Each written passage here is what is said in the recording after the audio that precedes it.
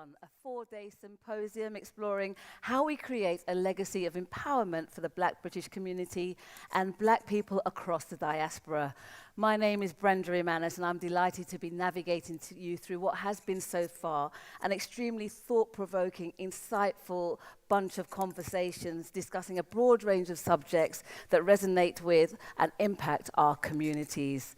This is day 3 of our 4-day symposium brought to you by the Black British Beyond team. For those of you that are unfamiliar with their work, the key ambitions of this think tank and social platform is to bring together Britons and their allies to engage, explore, and discuss the significance of our cultures, our identities, our economies, and of course, our heritage. It's also a hub to devise, advance, and facilitate solutions to future development by encouraging individuals and organizations to work together for the greater good. In October 2020, the inaugural virtual symposium focused on being and belonging. This year, the theme is Be the One, Creating a Legacy of Empowerment. Day 1 delivered some extraordinary and compelling conversations centered around wealth creation. And we drew from a fascinating new piece of research from some like-minded academics and economists who pulled together some really powerful data highlighting the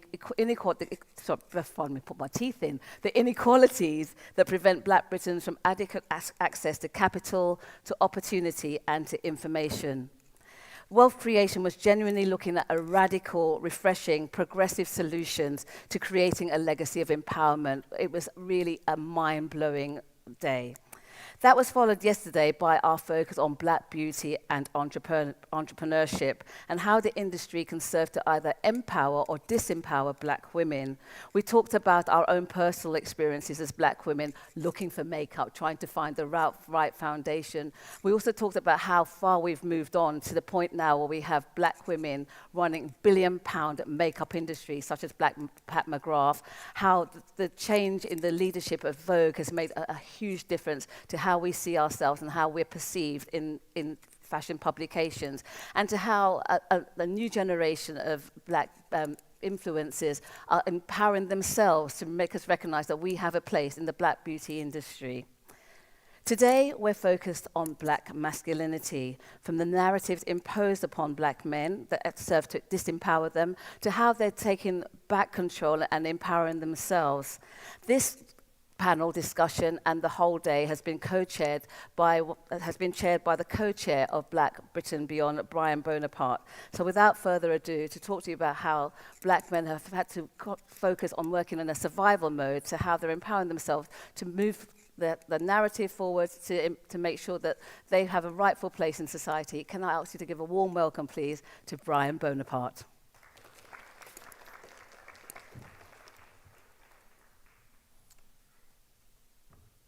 Thank you, Brenda, and good afternoon, everyone.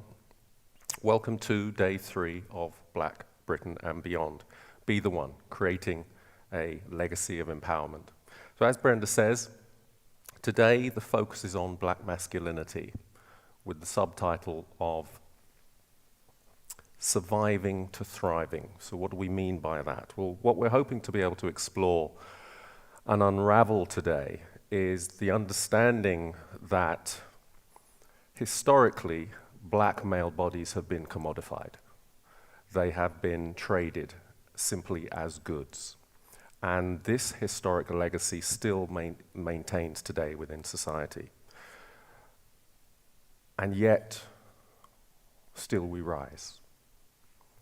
We are still making strides forward, no matter how difficult society is, no matter how many challenges are put in front of us. And so today, within the symposium, you will hear from a talented array of speakers and guests, performing artists, who will hopefully demonstrate their understanding of what Black masculinity is, how they define it, the lens that they view it through.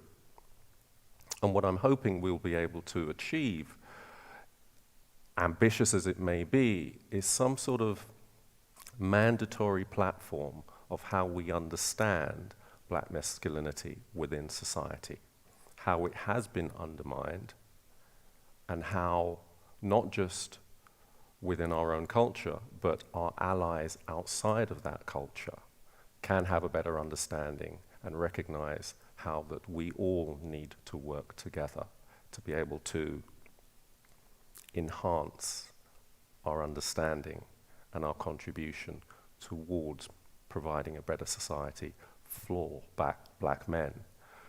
Not because black men are unique, not because black men deserve more than any other elements within society, but to use the term of Black Lives Matter, when we rise, everyone rises.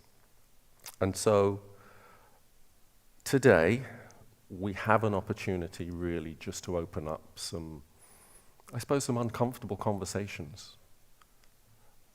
Have the sort of discussions that are well overdue. Make the acknowledgements that usually just go unsaid and just ignored. And I'm hoping that we have a chance to be able to achieve some of that today. And perhaps a segue into that is me introducing our first speaker. Andy Mundy-Castle is a managing director of DocuHeart Films, also one of the co-founders of Black Britain and Beyond. And I think it's good for him to be able to sort of set the ball rolling in terms of seeing his lens of what black masculinity means to him, how he defines it. And then through the rest of the day, you'll be able to get snapshots of other people's views as well.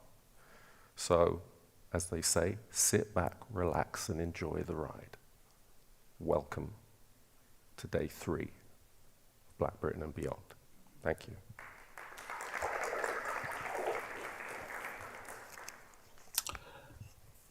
Good afternoon, everybody. And as Bryan and Brenda have both said, welcome to Black Britain and Beyond, from wherever you are around the world, and of course in person in Newcastle.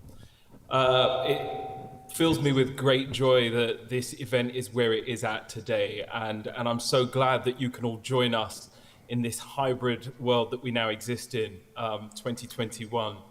And it's quite amazing that the pandemic has allowed for us to be able to transcend borders through the advancement of the digital technology that is now in its droves and providing us with a real platform for change and inspiration to connect with people who we may not have been able to connect with so easily in the past. We've already seen so many significant and great Black Brits speak on this symposium over the last couple of days and speak on issues that are pertinent to us and we hope will drive some form of change. Before I get to my perspective of Black masculinity and how I view it, something that is very close to my heart, I will talk a little bit about the genesis, because as one of the 3 people that started this symposium, I hope it will give you some context as to where we came from and why it began. Myself, Dr. Keith McGee, and lawyer Miss Cheryl Nwusu, we all asked each other a question, and that question was, where do we see the Black British community today? And what does that look like in Britain? It was a question that we didn't really find or have any conclusive answers. Whilst we know that there is a Black British community, we work in silos, we work in geographical differences, and that sense of unity has somewhat been lost over the years. But we have seen over the last few years that there is a coming together, and there is a real sort of spirit and desire to bring us all back together. And this symposium was really born out of that. Within the Black community, there is a multiculturalism that really can't be overlooked. And we need to ultimately be proud of that and align to really find its true potential, so that us as Black Brits can realize our potential and to the place where really it will be unrivaled and can flourish in all its glory. Dr. Keith McGee, as an American living here, had told us of his frustrations at not feeling the same kind of community spirit that he was accustomed to back home. And that was what set about the spark that you now are experiencing over these 4 days and hopefully beyond. As Brenda said, and I'll just recap, just for those of you that are new to the symposium, this is now become a think tank and a social platform which brings together great Black Brits and everyday Black Brits and allies to explore and engage in the significance, in the economies, in the heritage, and the power of our identities. But it's also a hub to advance and devise and facilitate future development and progress towards empowering future generations. And that's important because we want to see a future in which our children do not have to encounter the same hurdles, barriers, and microaggressions that we still face today. And this year's theme, Be the One, creating a legacy of empowerment, is really important. And it comes off the back of 18 months which have really shifted the dial. Pandemic and protests spurned by the unfortunate murder of George Floyd have really galvanized people to think that actually no longer can we just sit and be bystanders in injustice, and no longer can we just sit back and be silent allies. Now is the time to inspire, agitate, force change, and in whichever way you can do, show people the right way. Because historically, we as Black people have always forced our way through. We've always championed ourselves, and we've always risen, as Bryan just said. And I think that now is the time that we find ways to come together and empower each other. The topic of today, Black masculinity, is an area which is very, very close to my heart because through my work as a documentary filmmaker and producer, I'm constantly trying to challenge stereotypes and challenge the narratives that exist around Black men. I'm also part of a group, Dope Black Dads, which has helped me sort of see a different side of Black masculinity in all its guises. I see Black masculinity as something that is malleable, something that is ever changing, something that is resistant, something that is powerful. And we've never, as Bryan said, truly been given the light that we are deserved for the hurdles and the mountains that we have to overcome. But times have to change. Times truly have to change. And we have to redefine what people see as the Black man today. We are fathers, we are brothers, we are business owners, we are entrepreneurs, we're inventors, we're game changers. And that should never be understated. There is no monolith to this position, but somehow we are continually boxed in. And I hope that the conversations and the panels today will help enlighten and inspire the thoughts that anyone has in a preconceived manner around Black men, so we can move beyond tired old stereotypes and tired old tropes around what has often held us back. Now it's really time for us to make good trouble, to agitate and work closely with allies that also want sustainable change. Because if not now, then when? And no longer should we struggle in silence or in silos. We all lead parallel lives, but really our experiences are the same. I speak to a number of men, Black men, on a daily basis, and the frustrations that I hear are always the same. The industry is the thing that changes, but what doesn't change are the problems and the hurdles that we face in our own lanes. And I think that by coming together, we are stronger. We are very, very strong. I'll end this opening address with a quote by the great Pan-Africanist Marcus Garvey. "The ends you serve that are selfish will take you no further than yourself, but the ends that you serve for all in common will take you into eternity." And I hope that that can inspire today's conversations, that really unity is what is going to make us overcome together.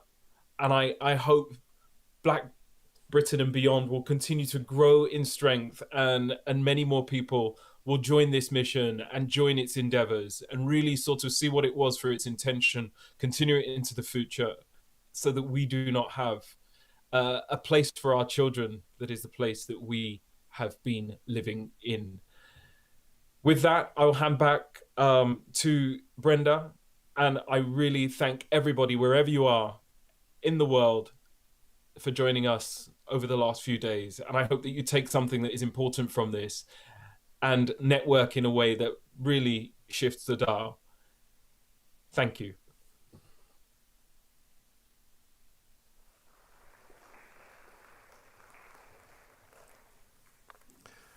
Thank you very much, Andy, for those powerful, empowering words. And as you can see, I'm not Brenda, unfortunately. Good trouble. Famous words of John Lewis. And the person that I'm about to introduce, actually, I think the term good trouble is apt, because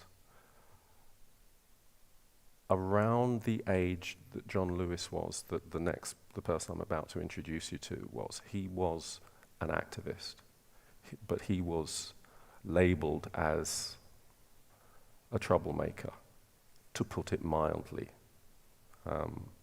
He was demonized. He was sabotaged, as most black men were at that period of time, before civil rights kicked in.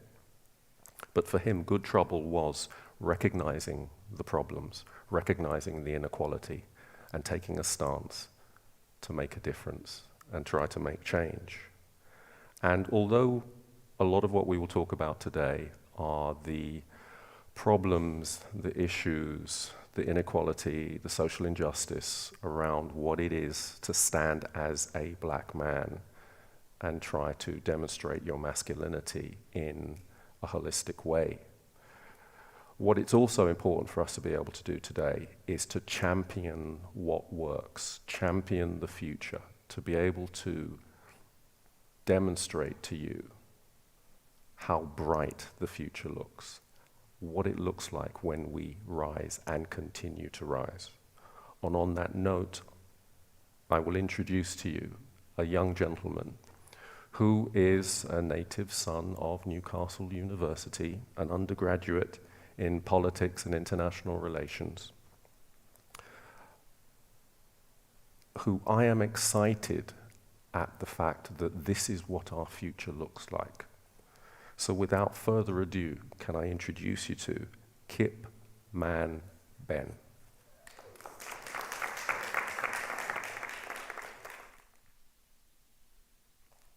Thank you, Bryan, for those kind words, and good afternoon to all.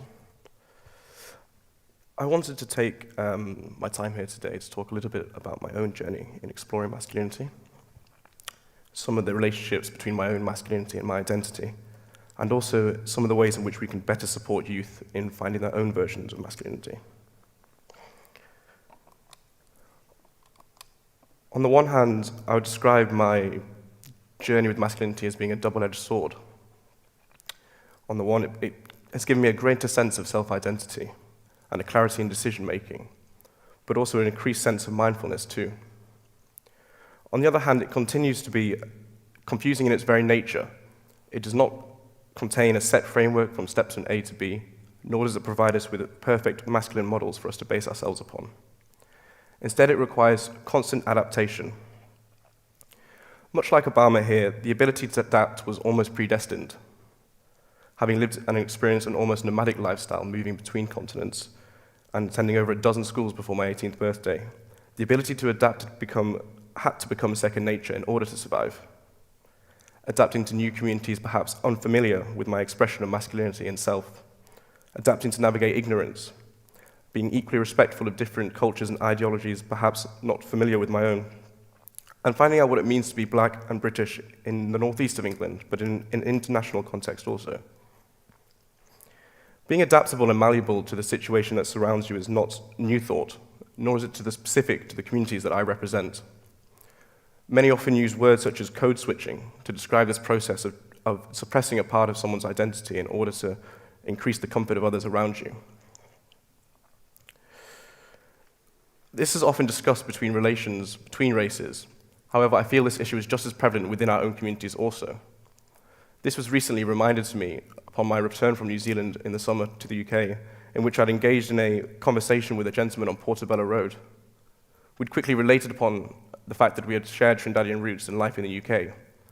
However, it became clear very quickly that he did not similarly view the conversation as simply just a warm interaction between one another, but instead attempted to establish a dominant sense of black identity, highlighting my perhaps unexpected voice, one not often synonymous with Trinidadian English, as a product of what he described as being whitewashed.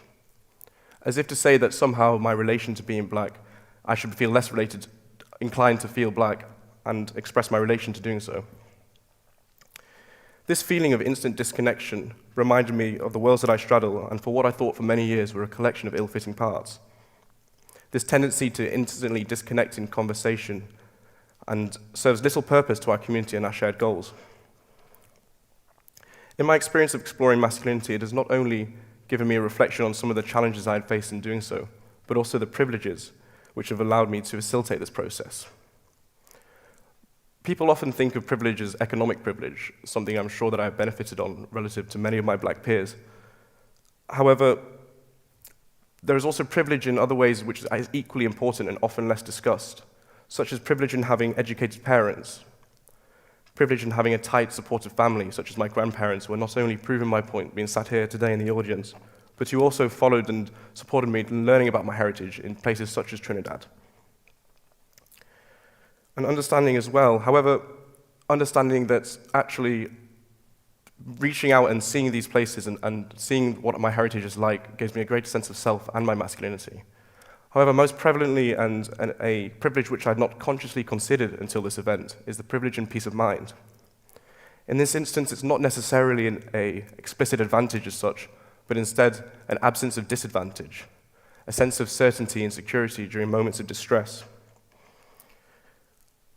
This was highlighted to me when I was reflecting on the fact that my parents had done much to protect me from the repercussions of poverty and allow me to not be subjected to some of the experiences they've explored and experienced in their childhood. I will not hide to say that this has protected me from experiencing much of what many of the black youth today constitutes part of their identity, and I do not pretend to have. But I think it's critical that we don't simply relate to one another on the instances of shared hardship and disconnection, but also on the shared values and goals of our community. Stressing the diversity of identity as well as we do the diversity of our ethnicity and our experience will be crucial in increasing confidence in individuality. Seeking to affirm and validate positive expressions of masculinity.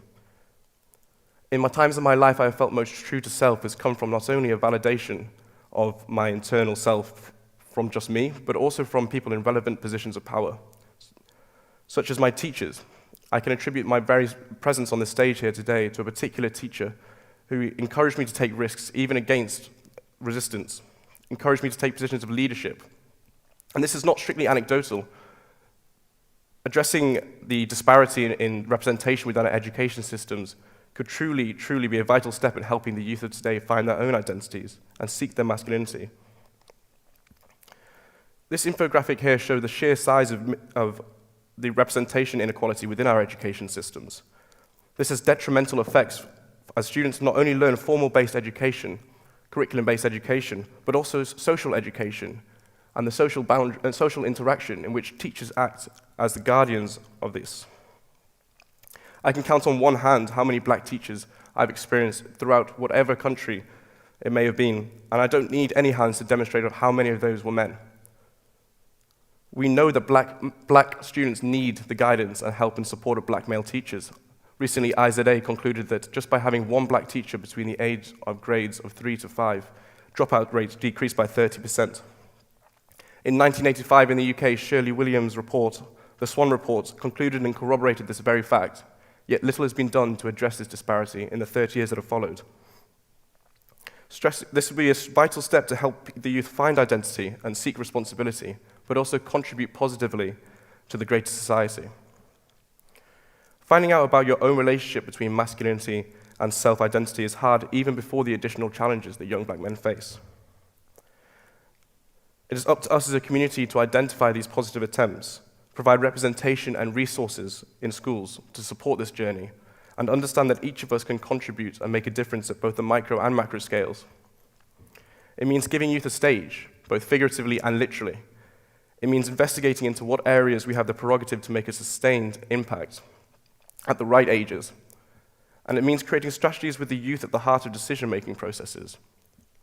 But also it means taking time to have that extra conversation, knowing that a single moment of recognition and validation for the youth of today can realign their feelings to help them better support and better show their expressions of masculinity from surviving to thriving. So thank you.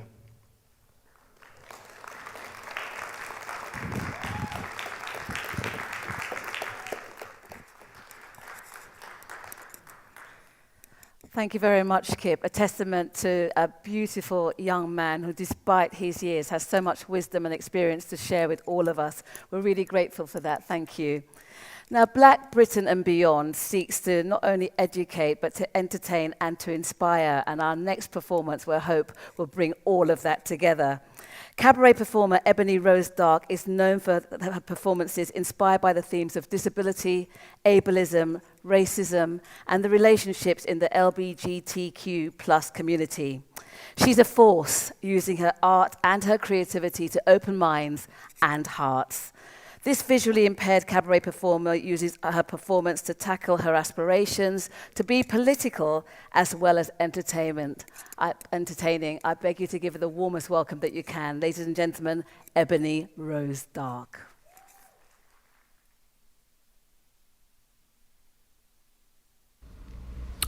Hello, Ebony Rose Dark here, your VIP / visually impaired cabaret performance artist.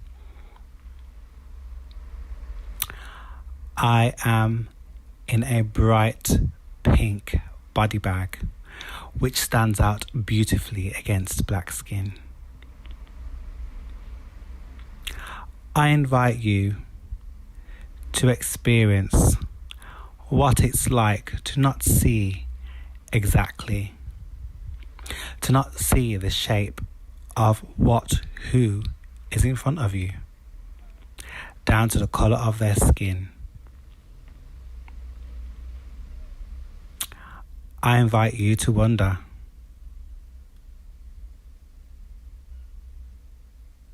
and to appreciate the shapes, the masculine and or feminine curves that are explored throughout this piece. Movement, shapes, curves, turns, twists, highs and lows. As we explore masculinity. Where are we? What the hell is going on? The dust has only just begun to fall. Crop circles in the carpet, sinking feeling. Spin me round again and rub my eyes. This can't be happening when busy streets a mess with people would stop to hold their heads heavy.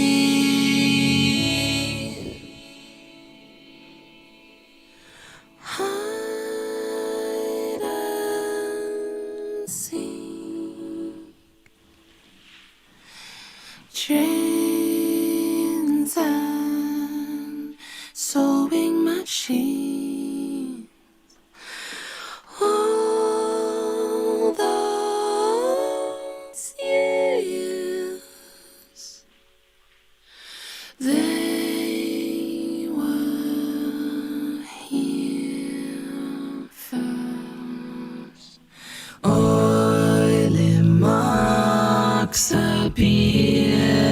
on walls where pleasure moments hung before the takeover, the sweeping insensitivity of this still life.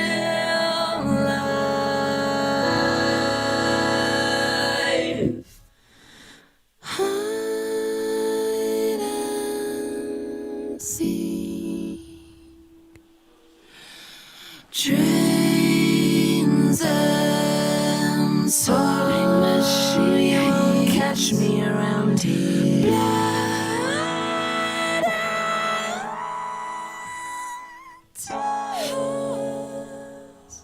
They were here first.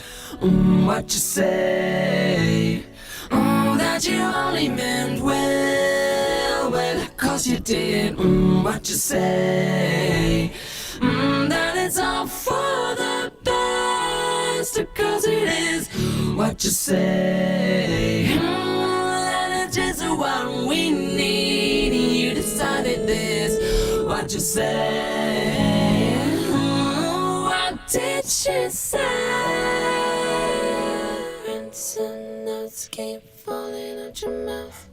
Mid-sweet talk news, people are calling. Speak no, feeling no. I don't believe you. You don't care a bit. You don't care a bit. Rinse and notes keep falling out your mouth. Mid-sweet talk news, people are calling. Speak no, feeling no. You don't care a bit. You don't care. You don't care. You don't care a bit. You don't care a bit. You don't care a bit. You don't care a bit. You don't care a bit.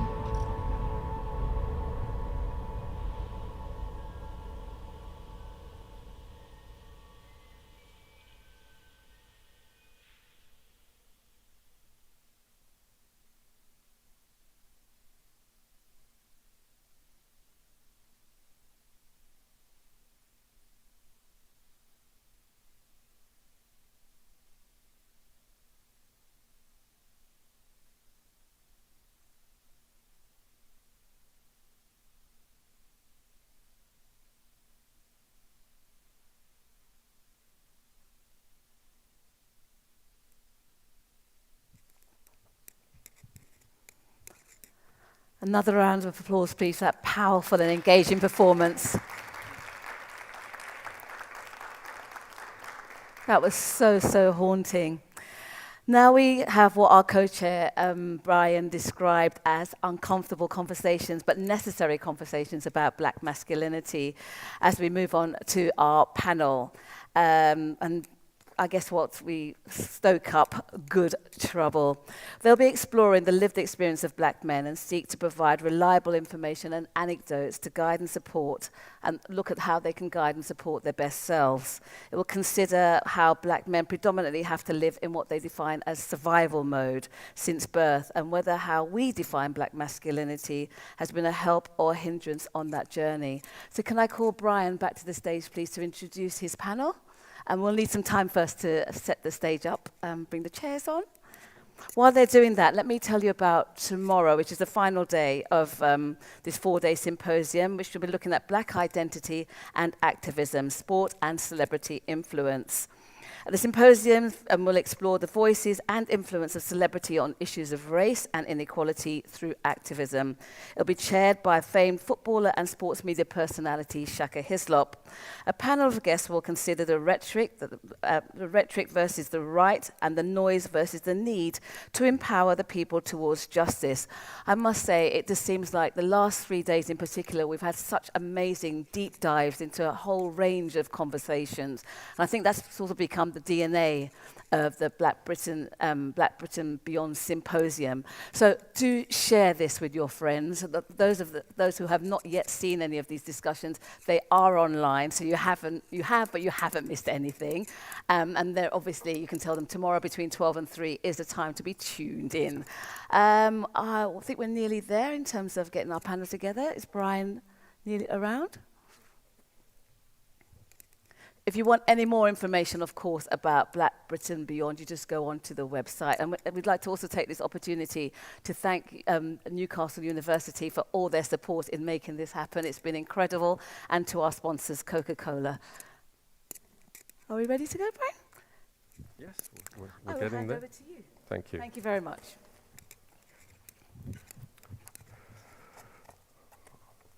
Hi, everyone. Welcome back. We're about to start the panel discussion, and I've made a slight adjustment to the guests that will be on the panel, because we're going to have a special guest that we weren't anticipating to have. But I actually think that this is about black masculinity, and it's about writing our own narratives. So the performance that we just saw from Ebony Rose Dark, I think, raised the obvious question of hearing that voice within the panel discussion. So Ebony Rose Dark will actually be joining us on the panel. Thank you. As well, on the panel that will be joining us, we will have Kip Man-Ben, who you heard from earlier on. We will have James Trevor, who is an experimental social psychologist here at Newcastle University, and also the chair of the Race Equality Network. And if you're wondering why I'm wearing the mask, it's just to remind people that it's okay to do this. You know, we don't need to be demonized for wearing a mask, so I just thought I'd keep it on, just for a moment, just to make a point. As well as Trevor, we will also be joined by Umar Kankia, who is a lawyer by profession, but also one of the founding members of Dope Black Dads. Google it if you're not familiar with it already. And I'm hoping that we will also be able to have Andy Mundy-Castle dropping in via a video feed to join us as well, so that we have a nice heady mix of people to talk about their views on masculinity, their journey to where they are now within life, and some of the issues that still exist around masculinity in the present day, as well as applying a historical context to it as well. So, if I can invite our panel of guests to come up. Umar, Trevor, Kip.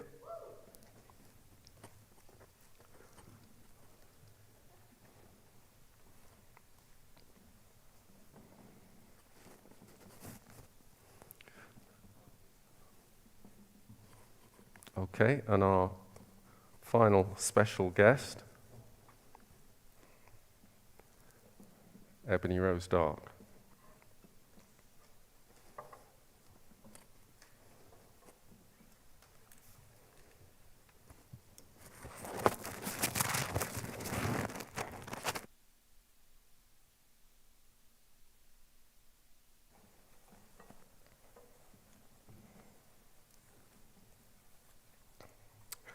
And I can see joining us by video link, we do have Andy. Welcome, Andy.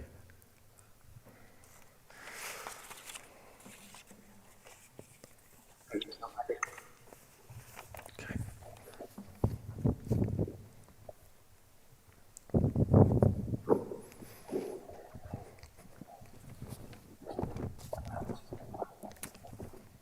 Afternoon, gentlemen. Thank you for agreeing to join us here at the symposium today. The theme of the day is black masculinity, from surviving to thriving. My first question to each of you, is for you to share what that sort of title means to you. What does it say to you, from surviving to thriving?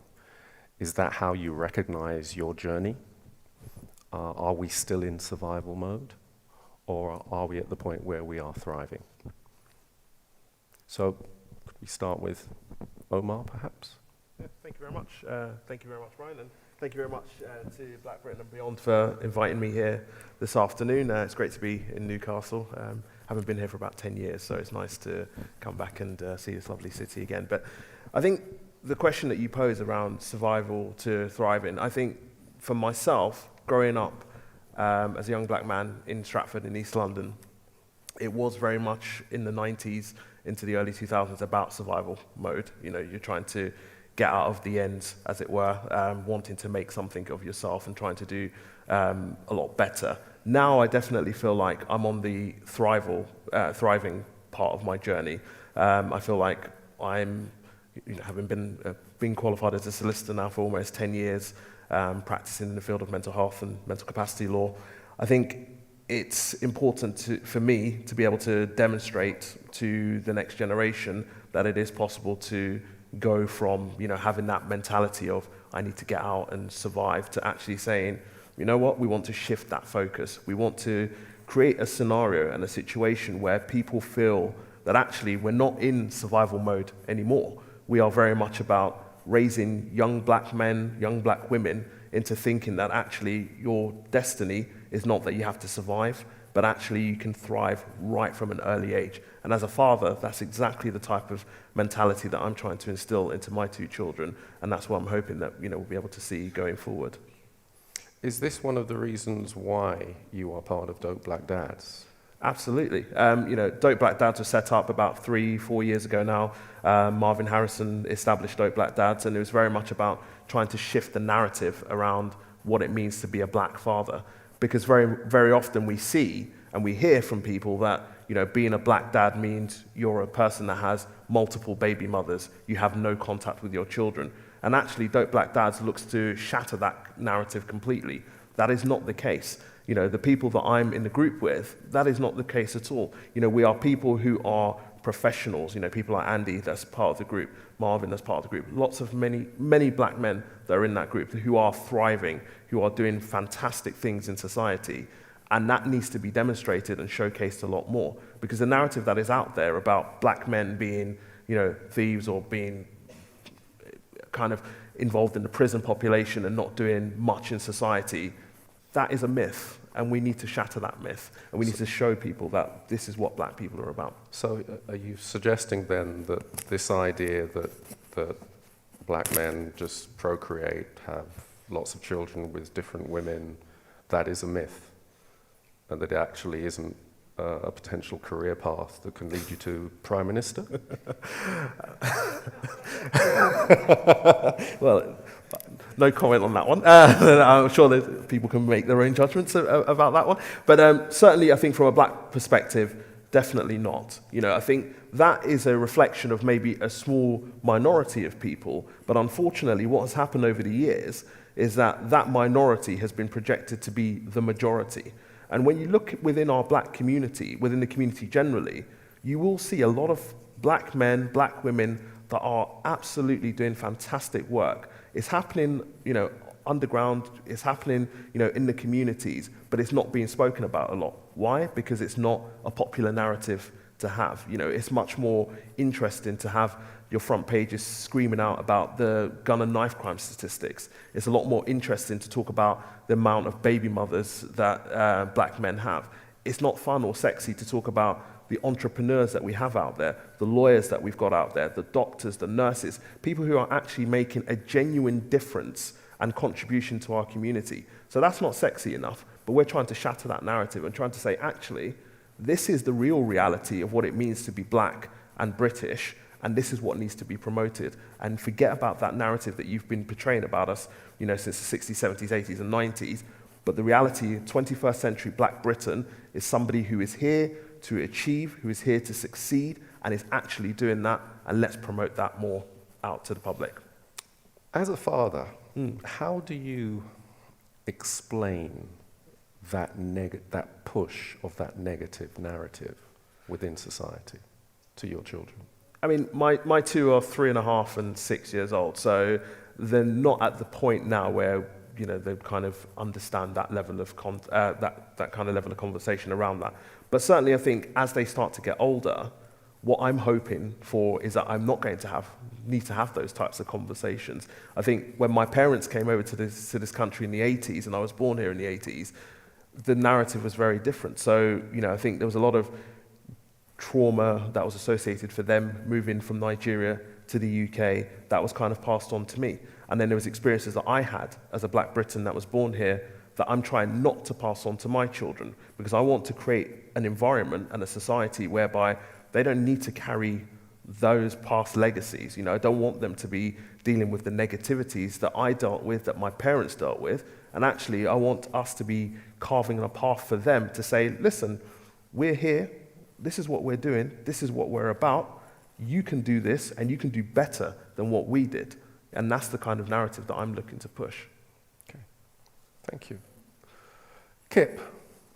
Yeah, no, that's a really interesting point. I think in my experience, thinking about surviving and thriving, as I was speaking about earlier, the idea of code switching and suppressing parts of my identity that I knew that I had, or the potential to explore, but hadn't done for one reason or the other to,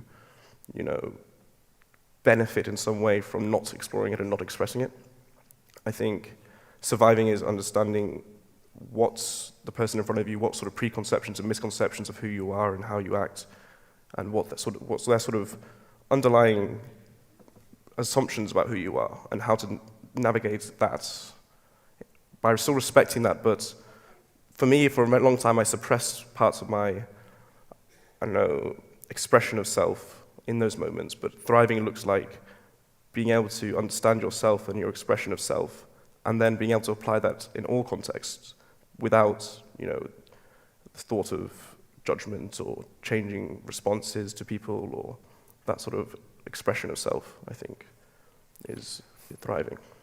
Is this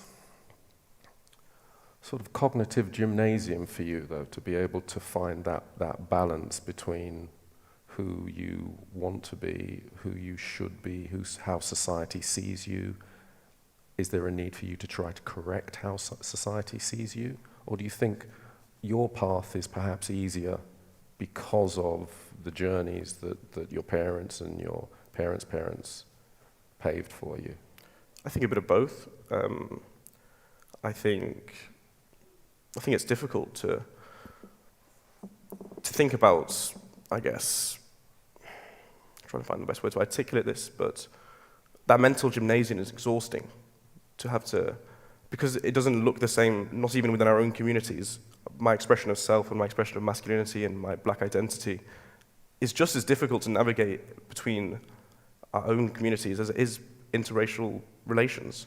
Having to understand what the idea of masculinity is in our own community is very different to understanding what masculinity is in a different community, in a different ideology, towards different genders, towards different sexualities, that kind of thing. It's very difficult to know exactly how to express that, but expressing that truly is important, I think.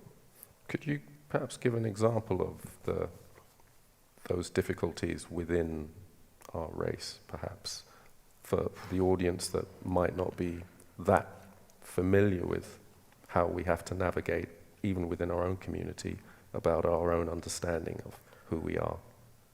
Because we may not look exactly the same. Throughout my experience of being a student in the northeast of England, you've of course been accustomed to hearing things like, as a mixed race man, to hear things such as Oreo or whitewashed, as I was saying earlier.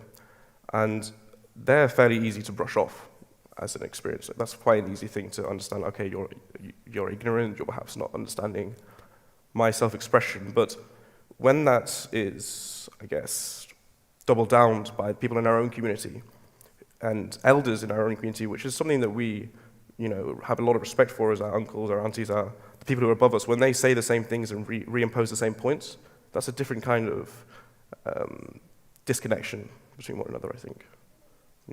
More painful disconnection? More painful, I guess, yeah.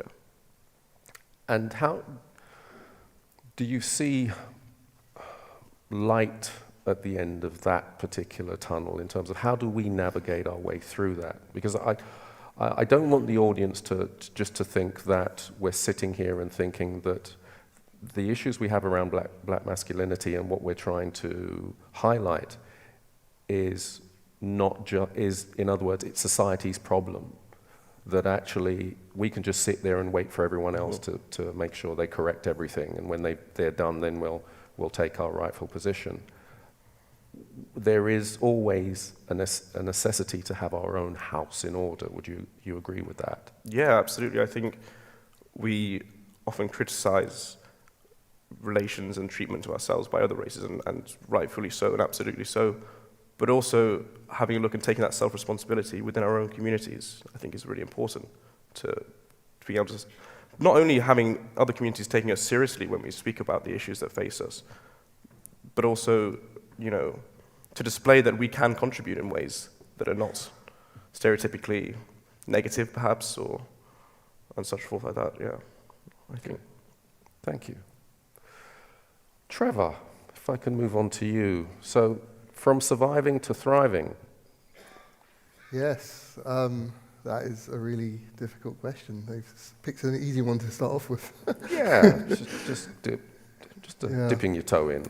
I think, I agree with my panelists. I think all of those points really resonate with me. I think that we're definitely still in survival mode.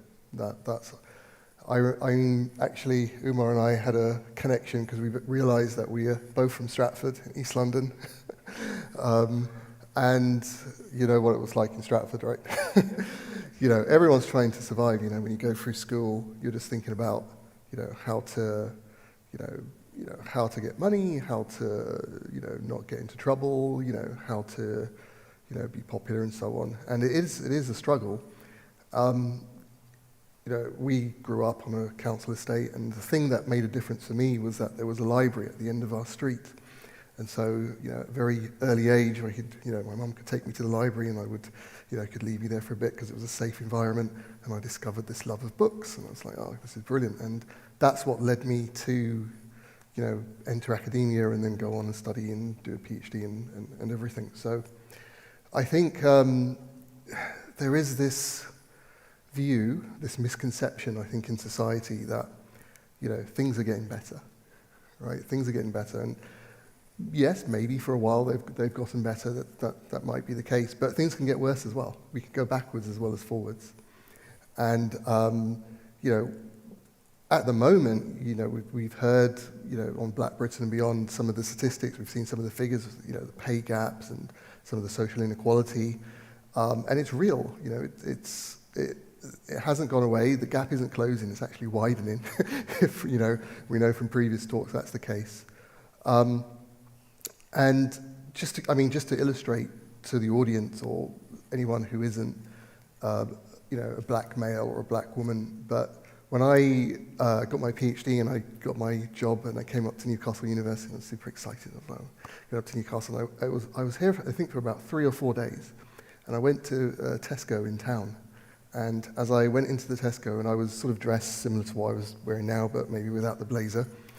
And, I just went to get some bread and some milk. And I could see, out the corner of my eye, I could see the security guard was sort of looking at me and started following me around.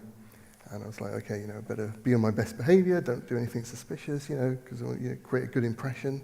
So, I'll just get my stuff and I'll go up and pay. And to be honest, that's not an uncommon experience. I don't want people to think, oh, what's it like at Newcastle? The security guards follow people around. No, that's the way it is everywhere, right? And in fact, it's so common that you don't even think about it a lot of the time. It's just, you just take it for granted that, if you walk into a store, especially if you're in like a tracksuit or something, people are going to look at you suspiciously, treat you with suspicion in a public place. And it's just normal. And that's the world in 2021. That's where we are now. And when I tell some of my colleagues and my friends about this, they're like, oh, really? And I'm like, yeah, that's normal.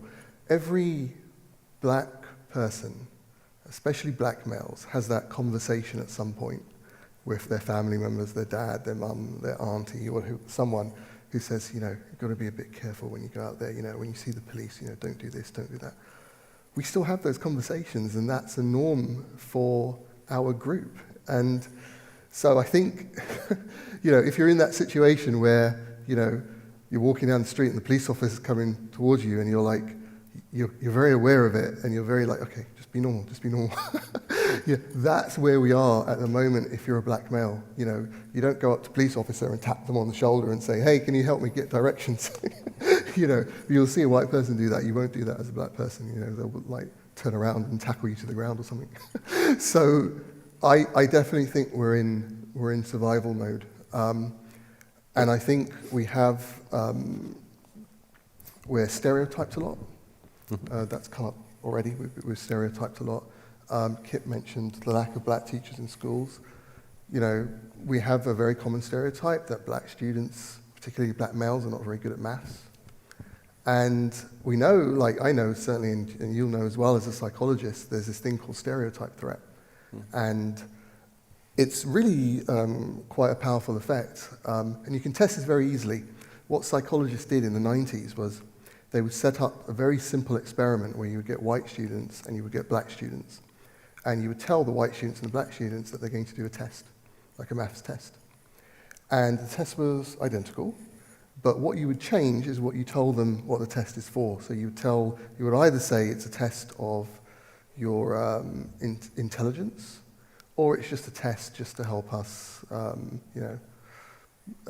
develop a new test. It's not meaningful. And what you found was if you said that it's just a random test, it doesn't mean anything, the white students and the black students performed the same.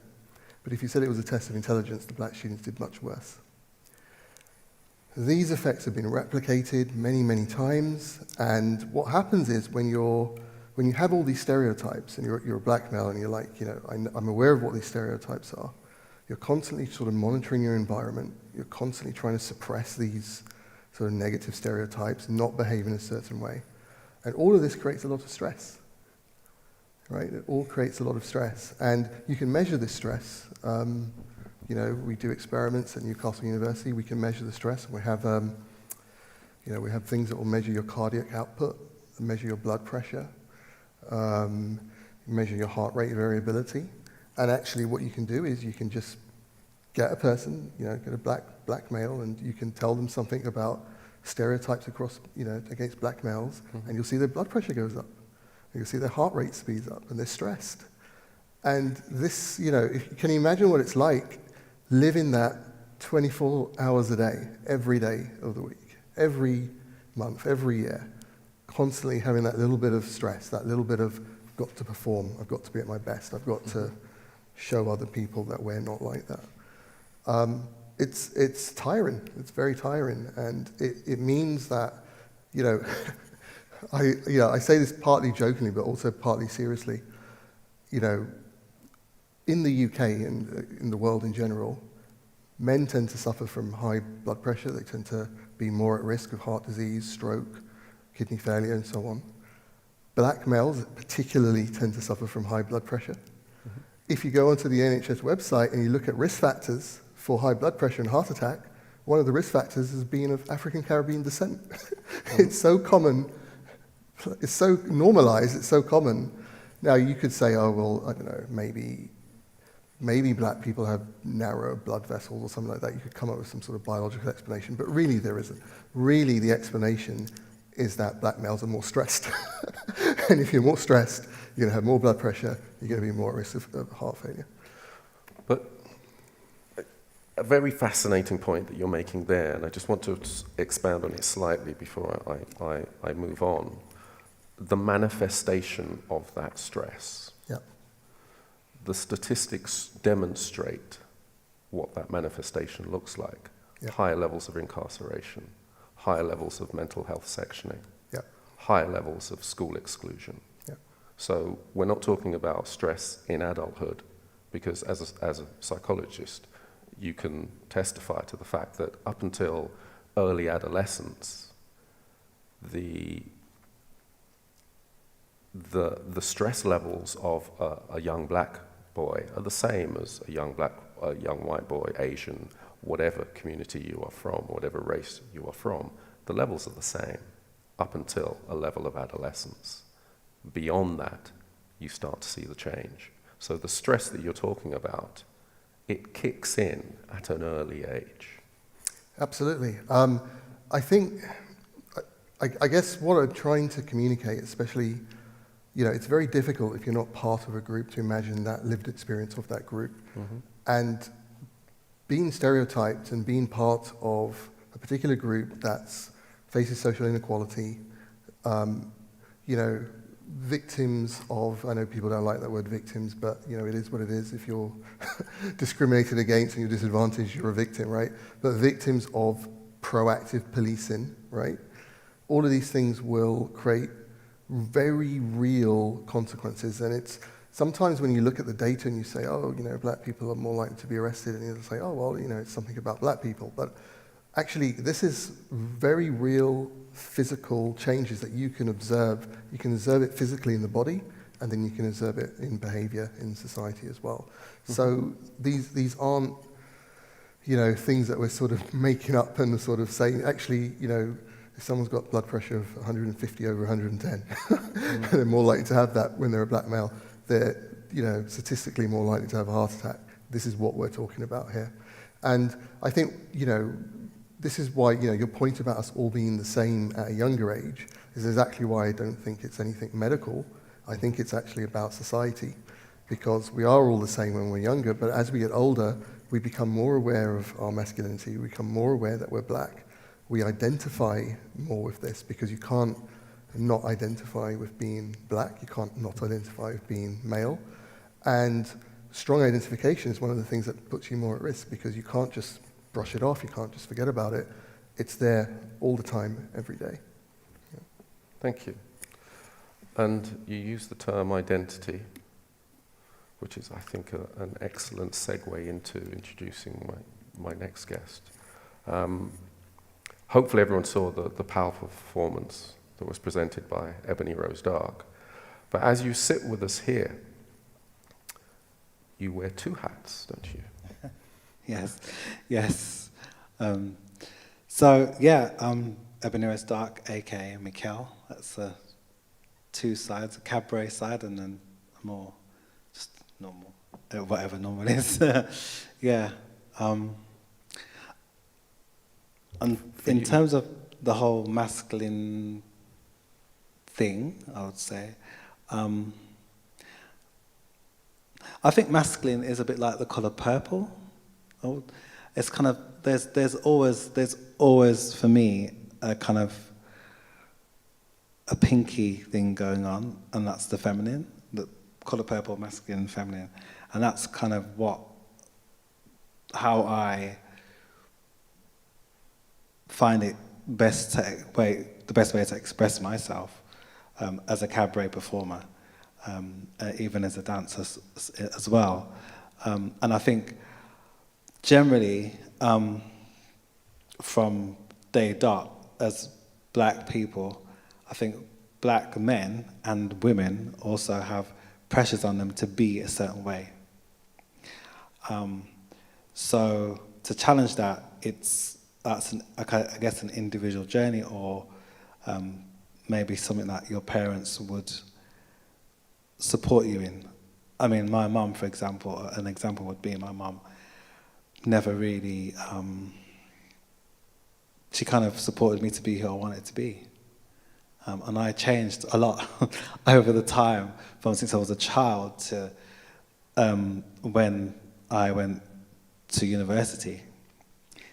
And that was helpful for me, because it means I didn't have to be a certain way, didn't have to be this stereotype, which black men are stereotyped for everywhere, on the internet, on dating websites, perfect example. So I don't use them for that reason.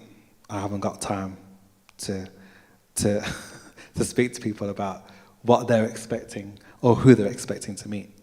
And I just do me. And doing me is celebrating the masculine and feminine through performance, through dance, and through speaking. And I think every person has the right to be whoever they want to be, and if there's a feminine element there, let it go, let it out, because at the end of the day, you know, from our parents, those elements will come. I know for me, my mother inspired me a lot. And so growing up with my mother, and only my mother, and most of my family were women and were very strong women who, you know, took control of everything, pretty much. That's what I have to go by, and that's what I celebrate. Because, I mean, without my mum, I would not be here today. So, you know, and she's supported me a lot, especially when I was at university, which is where I first kind of came across depression.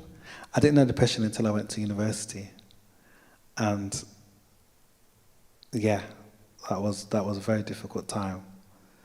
And I think that's when I first felt, when that whole kind of, something you mentioned about the kind of pressures and expectations and this kind of thing. That's when it kicked in. I was there for 1 year and I had to leave because I needed to be somewhere different where I could be me. And I went to London and studied dance, and whilst I was there, went to a few support groups for black, gay and bisexual men, and that helped me to understand myself better as well. So I went to seek the support for myself because I knew I needed it, and it was the best thing I did. Can I ask you, you talk about this positioning, you call it purple, so the positioning between, if we're using colorism, between the pink moving more towards feminine, even though that's a stereotype in itself, or moving more towards whatever we define color as within masculinity. For you, the term that comes to my mind is bravery, because the antithesis for many of what it means to be black and masculine is as far removed from femininity as possible. And yet, you have walked that road of openly for people to be able to see how you define yourself and how you define your masculinity, and embracing your feminine side as well, as if men don't have a feminine side. It's like, no, we don't, of course we don't, no. And yet, if we are true to ourselves, we know that we have a balance. Yeah.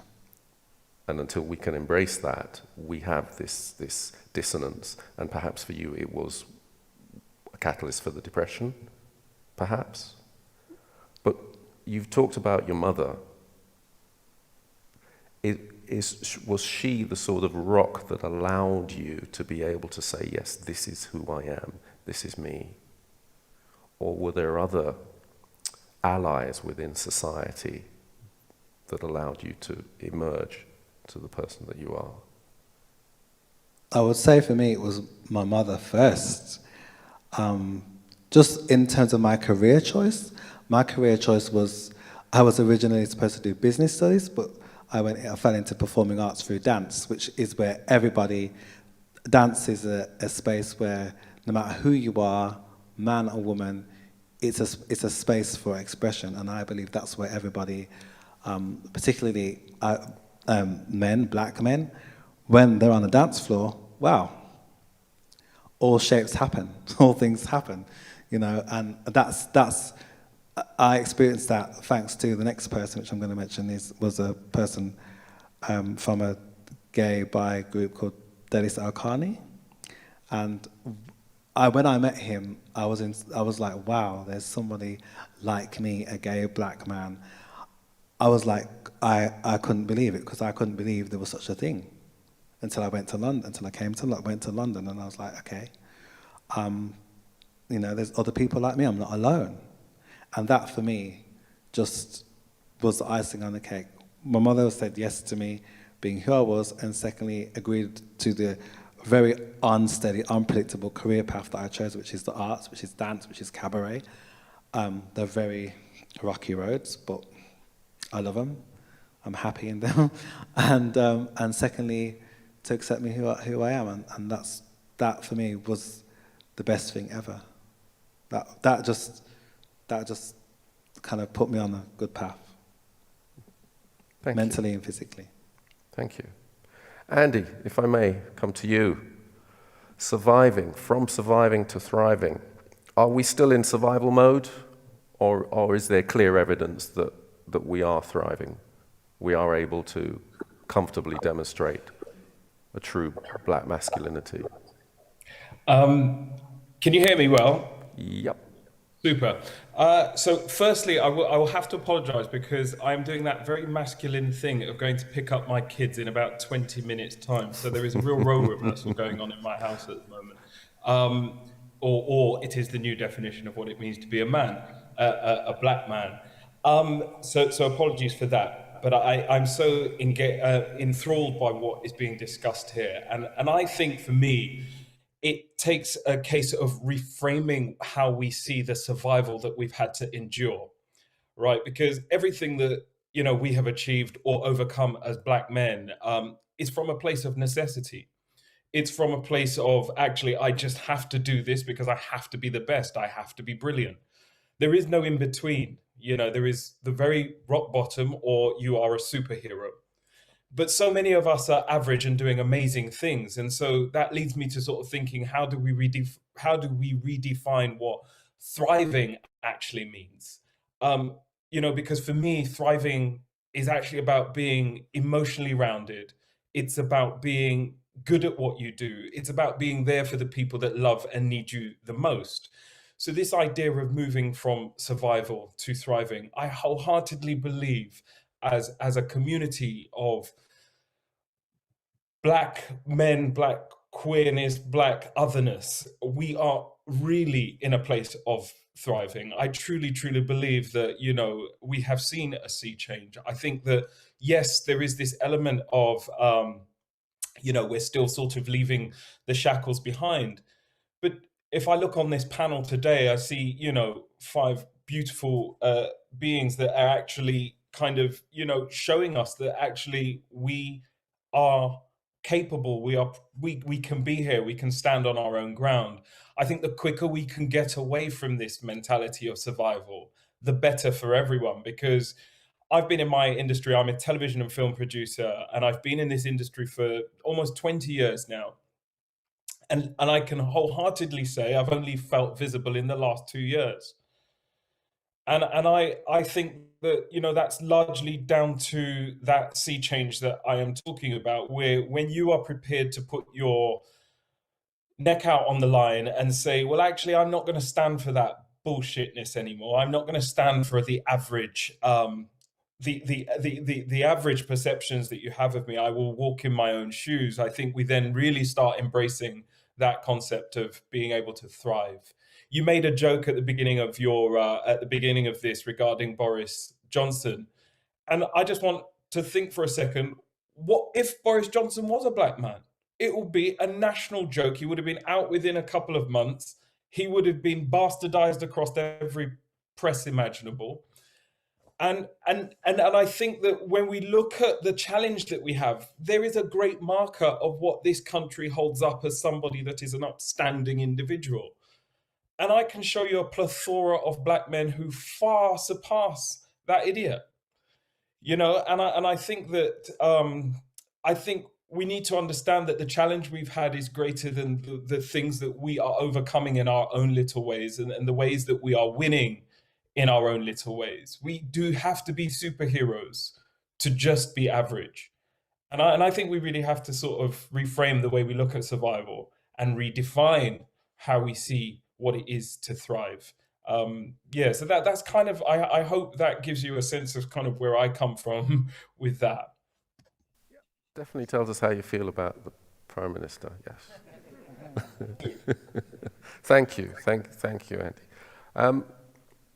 I suppose this is the question to the whole panel, really, in terms of how do we move forward in a cohesive manner? What does that actually look like? And the fact that it can't all be from us. I mean, we are all sitting here because we are actively trying to move forward. We're trying to make a difference, whether it's within our families, whether it's within our communities, whether it's within our work environments. But clearly this isn't something that is simply down to us. And to take Andy's point about we need to move out of survival mode, but the fact is that there are many of us that don't even recognize we are in survival mode. We have acclimatized to the microaggressions, the daily microaggressions, the glances that you see when you walk into a building, into a shop, the clutching of the bag as you're walking past someone. And these aren't because these people were innately of the belief that black people are bad, especially, and that black men are a threat. This is how they were educated.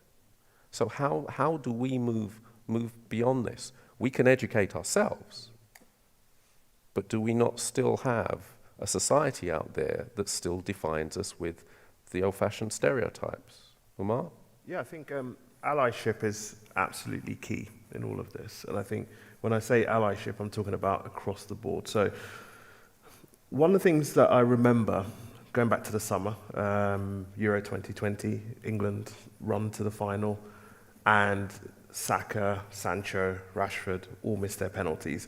And I remember, as I was watching that, I was thinking, I'm trying not to swear, because I think my kids are watching, but I was thinking, damn, I know exactly what was going to happen. If England lost that final, I knew straight away it was going to be like, these black men, this is, the narrative was set. And I remember being on WhatsApp, texting people, and just like, it's going to be hell for us tomorrow.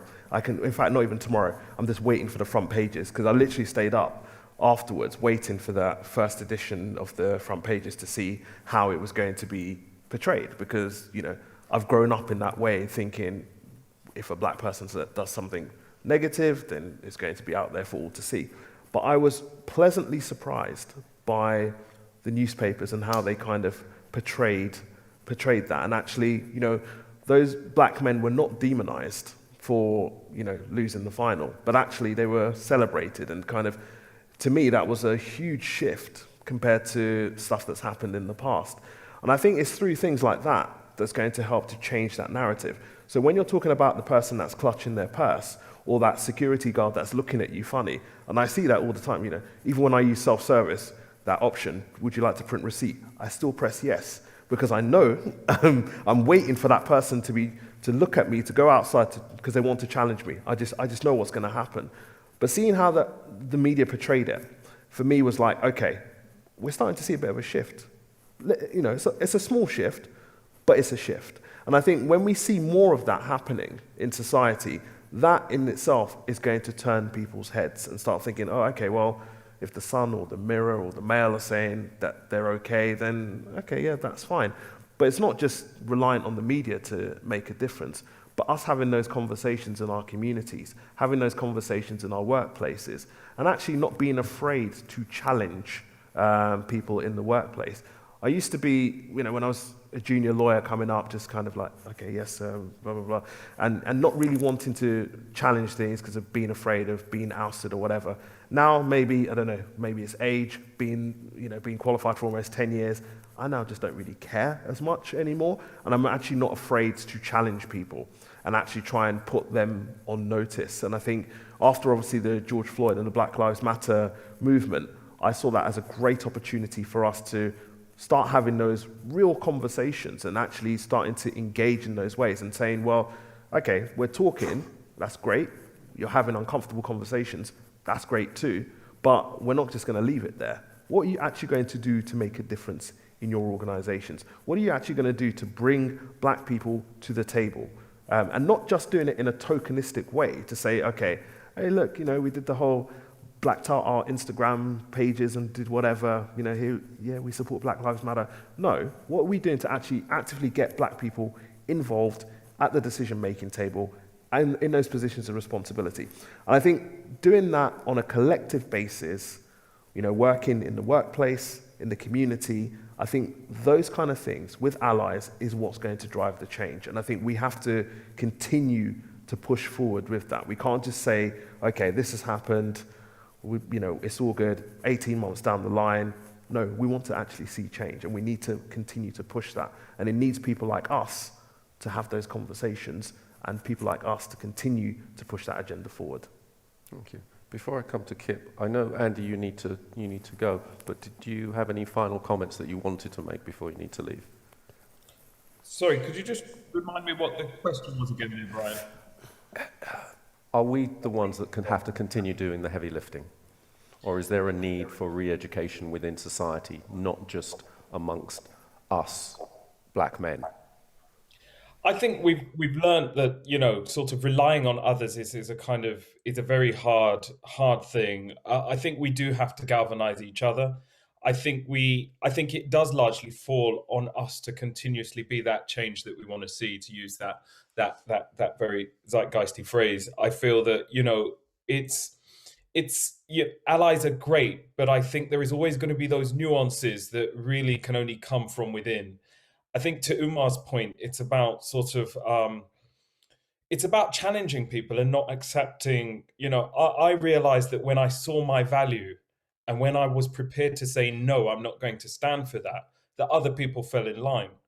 And when you are at that mythical table, that you're there for a reason and not just because of a tokenistic gesture. You're there because you're good. You're there because of your value. And I think it's really sort of mobilizing when you have an opportunity, others that are around you. I think one of the things that we have struggled with for the longest time, and we still do, is not so much the allies that we can bring in, but the kind of the internalized sense of doubt that we have amongst our own. Yeah. And I think when we can get to a place where we start shifting that doubt, where we start saying, okay, I may have been let down in the past by someone who looks like me, but actually together we'll make this work, and I will understand your weaknesses and your strengths and work towards that. Then we get to a place where we start really, showing our power. Because I think for me, one of the greatest enemies or the greatest weaknesses is when other people see that doubt within us, they're less inclined to support us, because it's like, well, you're not even aligned. You're not even aligned as a community. So for me, I think that when we start, again, sort of, reframing those negative sort of thoughts around what it means to be unified, I think we still have to do that lifting and take the allies where they come. I think that for me is that for me is key. Thank you, Andy. I'll let you go and pick up the kids now. Thank you very much, everyone, and such a lovely, wonderful conversation to be part of. Thank you. Kip, to follow on from what Andy has said, and Umar, when you hear that our journey has involved, up until recently, and obviously to a certain extent still today, knowing how to play the house, how to play house, is that the term? How to play the house Negro, basically. And now being able to more adopt the field Negro position. In other words, I'm not going to stand for that. I'm going to tell you about yourself. I'm going to take my stance. So you're aware of that is part of our journey. As a young man, future in front of him, do you have lesser of a sense of your of that internal dialogue? Do you feel more autonomous? Are you thinking, there's no way I would ever stand for that, anyone behaving to me like that? I can't understand why you would have allowed that. Is there that sense now? Have we moved on to a point where we are now more empowered? I think I do, and many others do in our communities, but I think only those who are either privileged, like myself, and having that peace of mind to be able to take a stand on an issue like that, or who, unlike myself, mature very early, to have that reflection and be able to stand like that takes a lot of courage I think when you have those doubts and insecurities and those feelings we talked about are fostered, having that confidence to take a stand and stand up against that is extremely difficult. And I think if you can alleviate some of the pressures and even the mental health implications of living life as as a black man, and as a black man in poverty, or as a black man who experiences certain things, giving them that freedom of mind to be able to stand up is an important step, I think. Just being able to do it, or just because we see it happen more often now, is great, but to foster that all the way through our community requires us to address why we feel like we can't do that, why we feel like we can't stand, I think. Okay, thank you. Trevor.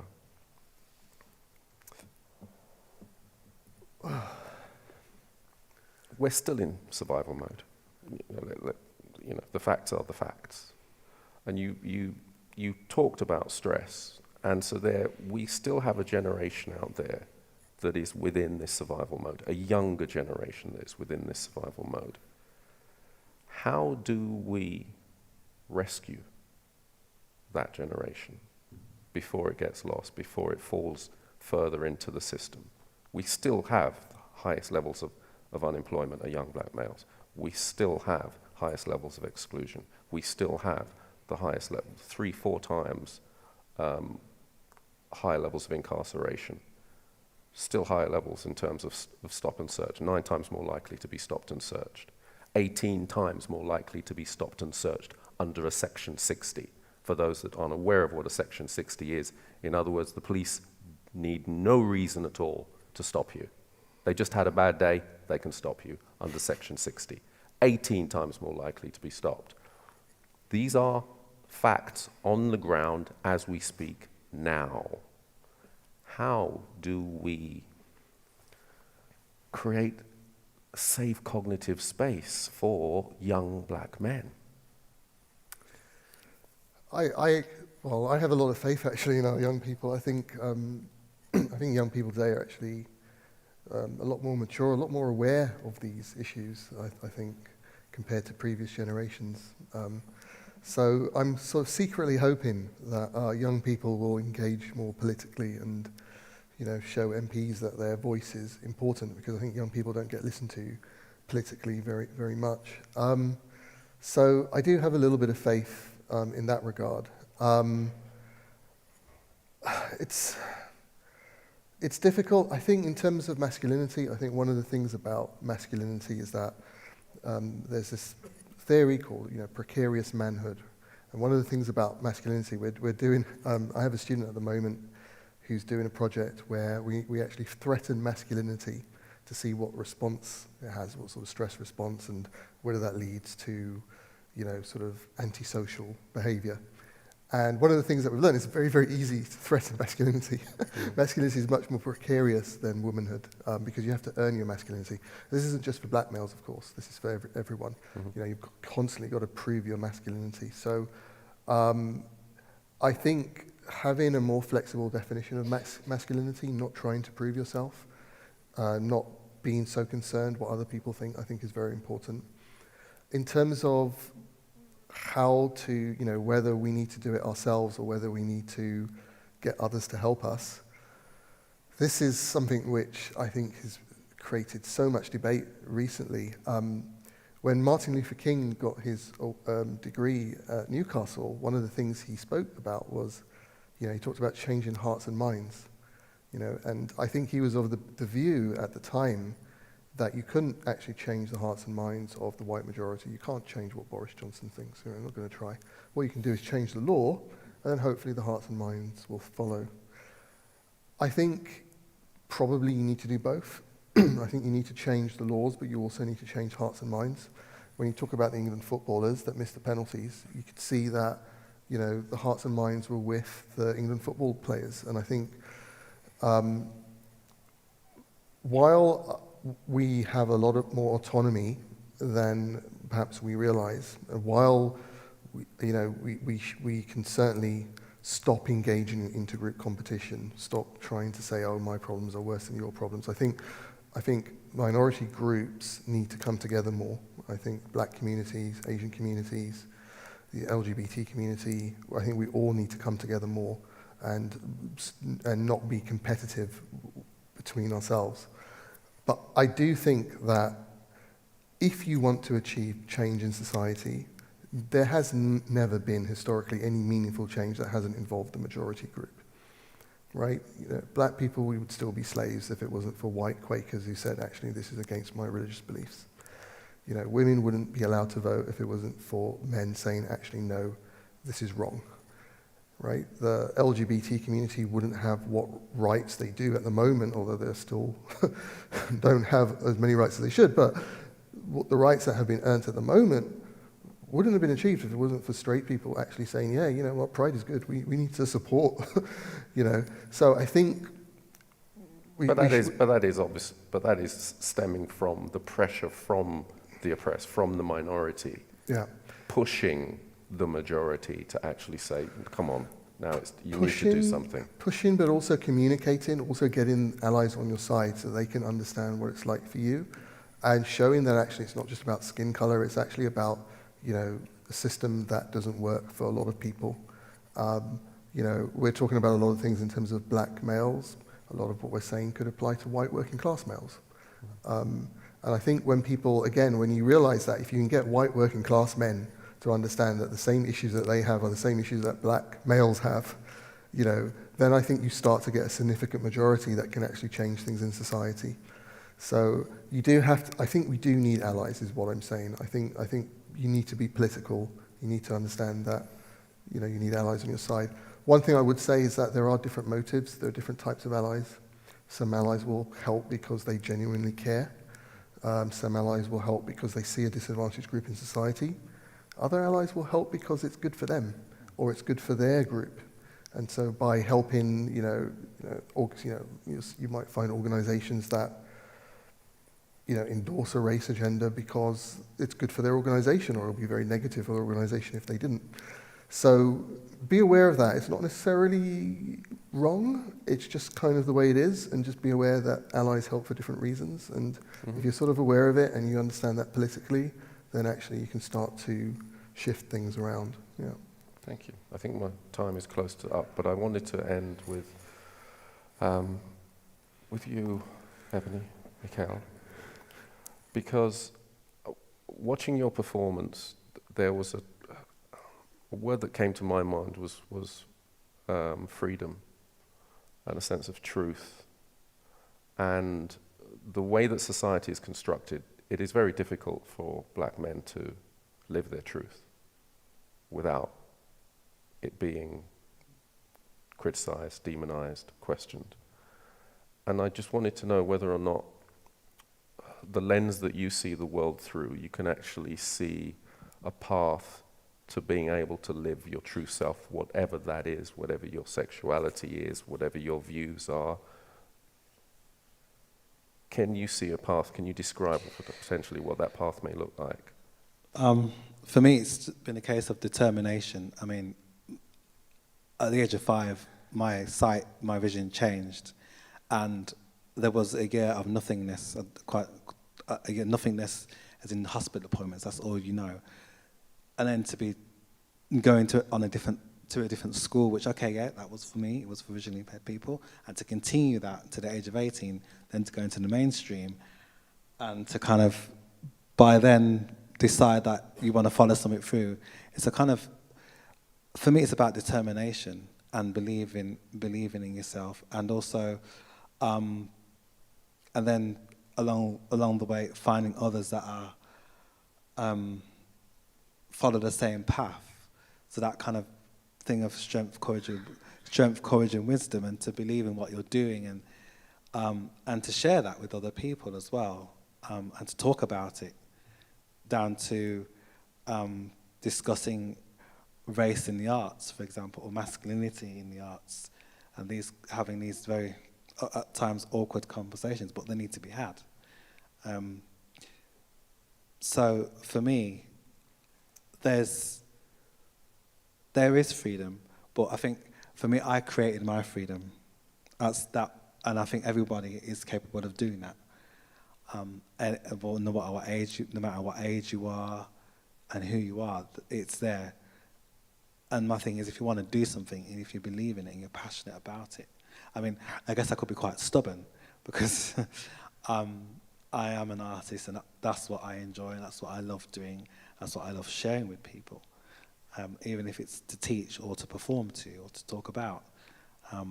And that's how I found my freedom, with the support of people, my allies, my mother, friends, family, and yeah. Thank you. Thank you. Thank you. Thank everyone on the panel. I think our time is up. Umar, Kip, Trevor, Mikkel, aka Ebony Rose Dark, and thank you for tuning in.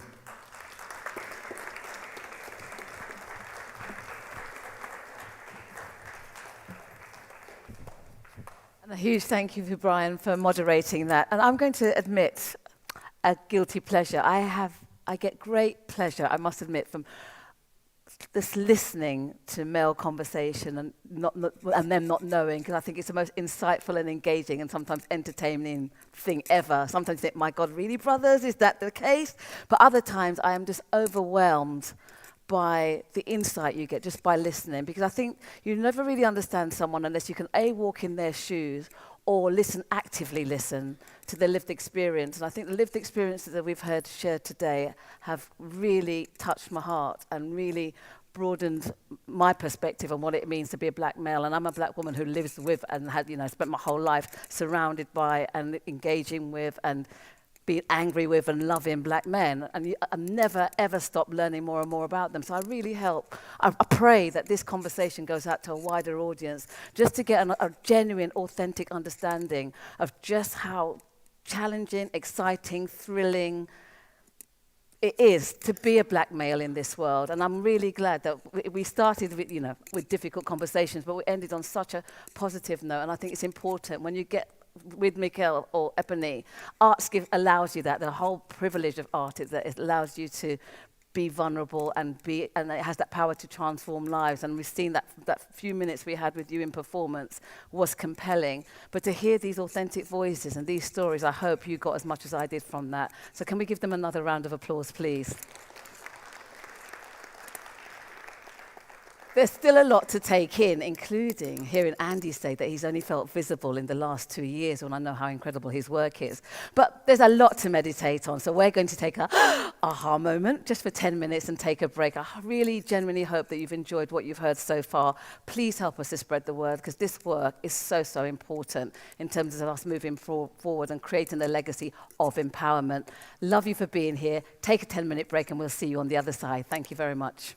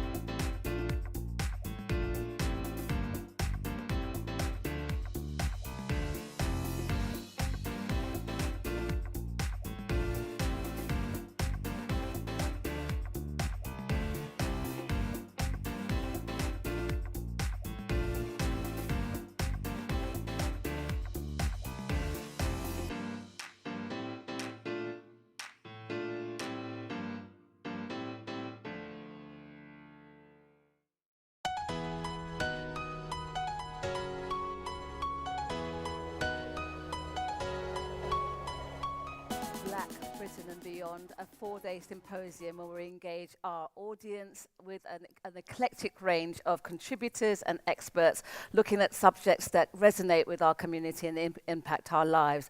We've covered wealth creation, beauty, mental health, and today we're looking at Black masculinity. To open the second part of this discussion, I'd like to reintroduce on stage someone, if you had a privilege to have joined us in the first part of the conversation, who we saw in their alter ego as Ebony, a performance artist, and also gave an outstanding contribution to an intense but constructive discussion on what it is to be a black male in society today. I'd like to welcome on stage to present a video production, a work that, again, questions the narrative of what it is to be black, but in terms of his work as a photographer, Michael Smithen.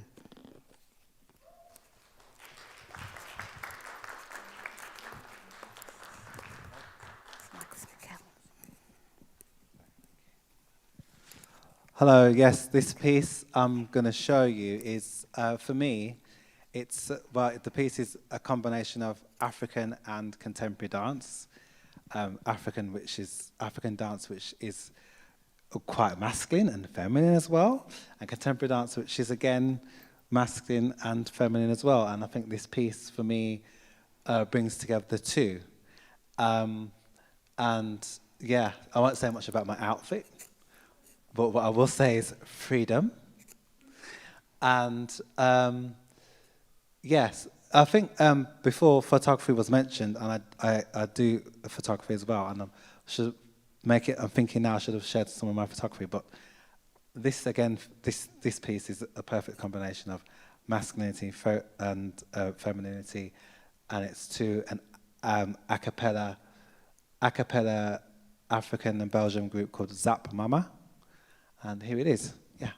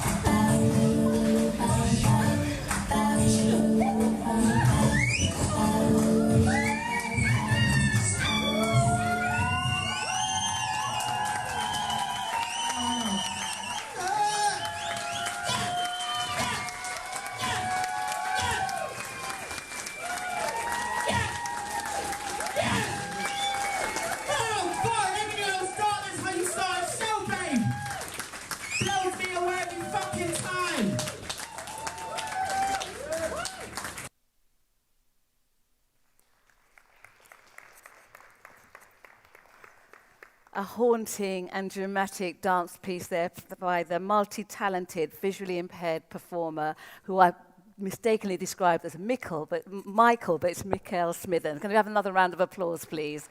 And apologies for getting your name wrong, having asked you. Now, today, as I mentioned previously, our focus is on black masculinity, and we cannot discuss the lives of black men without touching on the subject of social justice. To do this now, we're going to have what we describe of our own intimate fireside chat by two powerhouses that work in this area. I'd like to introduce you first to Richard Akinsanya, who's a member of the Inner Temple for over 30 years. He's a barrister for 28 years, specializing in criminal law. He's an alumni at Magdalen College in Oxford and Blavatnik, I never get this right, Blavatnik School of Government and Management, a trustee and governor at St. Joseph's College, his secondary school, where he was the first black head pupil, a founder of Life of Focus social enterprise to empower young men and women. He's also the host of a weekly broadcast, Life in Focus, and has been a mentor for 20 years to young people. And he's been in conversation with another great law powerhouse. It's Damon Silvers, who grew up in Richmond, Virginia, the capital of Confederacy. He's a senior labor movement lawyer in the US and has worked as a policy advisor and lawyer for over 30 years. His work interest includes criminal justice reform and racial justice, and represented the labor movement after Hurricane Katrina and the housing foreclosure crisis. You are going to be completely thrilled by what you hear, because I've heard both of them speak, and honestly, it's compelling. So without further ado, let's talk social justice, let's talk black masculinity. Richard and Damon.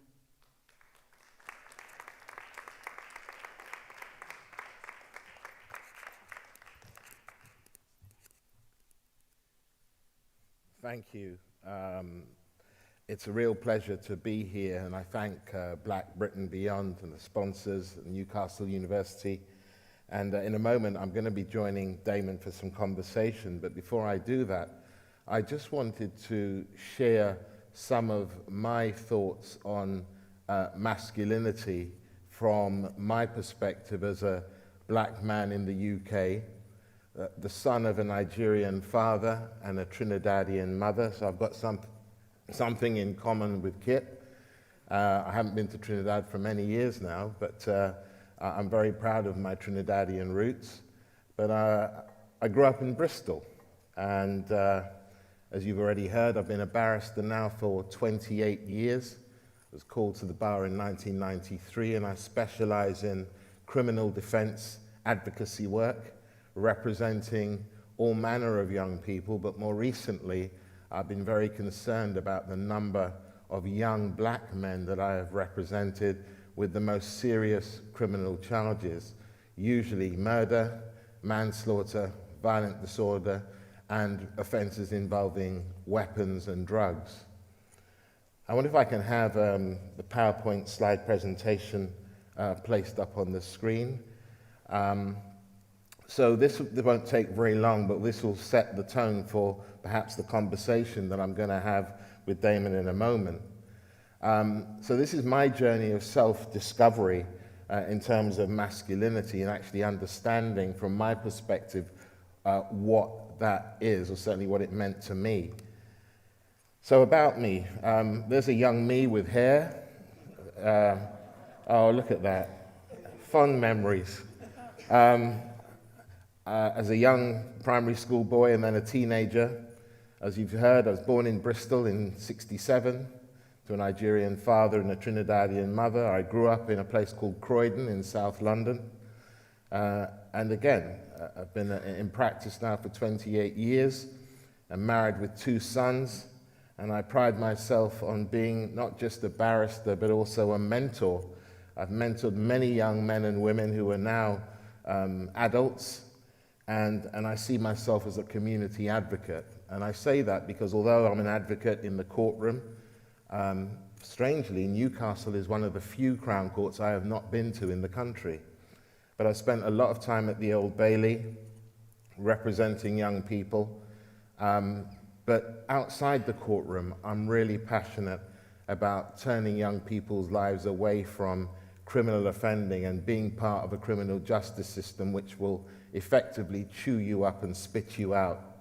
And a lot of young people do not understand the magnitude of the criminal justice system once you're in it. And so my role, apart from being an advocate in the courtroom, is to do my best to dissuade young people from even getting involved. So, building masculinity through the example of my father. Now, some of you are maybe old enough to remember the program Roots.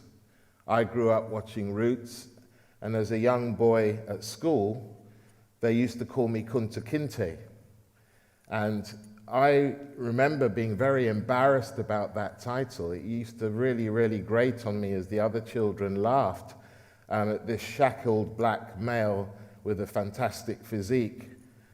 But then, having watched Alex Haley's production as a young boy in the 70s, I actually began to feel proud about Kunta Kinte as I heard his story. A strong and determined and compassionate man who, through his lineage, as his own family developed through the series, I began to see someone who displayed some really wonderful characters of his masculinity beyond his physical prowess. And the other strong feature at the time was seeing my own father, a very strong Nigerian man, a very academic man. But in the same vein, I saw a man display his vulnerability to me and my siblings as we were growing up. Physical strength, mental strength provided the foundation for my understanding of masculinity as a young boy entering early adolescence. And it was those things like honesty, compassion, respect, fairness, courage, accountability, responsibility. Those are the things that I aligned myself, or certainly meant masculine to me, beyond the physical attributes, the bravado of being a young boy or a young man growing up. Through my experience and learning about true masculinity, I'm a firm believer that our boys particularly need to be comfortable in their own skins. Mikkel mentioned it earlier on about being comfortable about who you are. Not all men are athletes, just like not all are intellectuals. Manliness is much more than brute force. It's a heart attitude of confidence, boldness, to accomplish the mission given by God, and I really sincerely believe that. The traits of being a real man: bravery, intelligence, physique to an extent, maturity, ambition, focus, responsibility. These are the things that I have embraced as part of the demonstration of masculinity. And we need to understand the importance of learning true masculinity, because on the other side of that is what we call toxic masculinity, where young men restrain their emotions except for pride and anger, the only acceptable masculine emotions to express, showing strength and aggression in moments of conflict. So we regularly hear the phrases, man up, just be a man. You've got to be tough, violence, aggression, a chasing of money, conflict, being loud, abusive. These are some of the things that people align with being masculine, but they're toxic. And I give that from the perspective of being a criminal defense lawyer, because sadly, a young man, and I talk about young men, but that equally applies to young women, but for the purposes of the discussion, we're talking about young men. They can become criminalized as a result of toxic masculinity, and I've witnessed this with my own eyes. On the left, you have number one caught at the Old Bailey, a notorious place to be, even for we barristers who spend our days in and out of courtrooms. I still have the hairs on the back of my neck stand up when I enter that courtroom, knowing that people in years gone past were taken from that place and hung by the neck until they were dead, Ruth Ellis being the last one in 1953. And I've sat in that courtroom with many a young man charged with murder, and they've got there because of a toxic masculinity, usually. And by that I mean false bravado, poor judgment, uncontrolled aggression, unable to resolve a particular conflict with another set of young men. And the classic law of joint enterprise puts them there in the courtroom where they are at the mercy of the criminal justice system, very experienced prosecutors prosecuting them, with the outcome being found guilty, a mandatory life sentence. Using a knife will usually get you 25 years as a young man, depending on the severity of the crime. And using a gun will get you 30 years. And in that moment, when I sat downstairs in the cells of the courtroom with a young man who has been convicted of murder, all of that supposed toxic masculinity drains out of them, and the true masculine side of them emerges. Fear, concern, worrying about their family, worrying about how they have brought shame to their family, worrying about how their future will be, worrying about whether they will be abused in prison, worrying about whether they will even survive prison. And then the tears which they would never shed on the street because it's unmanly to cry. You've got to be tough. But I see the tears as they hug me and embrace me as their defense lawyer. You've got to help me. You've got to get me out of this. I'm in trouble. So that's why it's important to understand how toxic masculinity can be so destroying. Also, through my own experience of masculinity, I've learned, okay, in my journey, that it's fine to fail. See, I'm the finished product of someone who they see as a successful barrister, almost 30 years in the game. But they don't know about the stories of the young boy who failed his O-levels, the young boy who didn't make the cut for his A-levels, the young man who had to resit his bar final exams. No one asks me about yesterday. So whenever I speak to young people, I tell them, listen, success doesn't always look like what it looks like on the left, the straight path to failure and the straight path to winning. What successful people will tell you, and link to the masculinity about being vulnerable and open and not being afraid to share your inadequacies, is that you will fail many times before you win.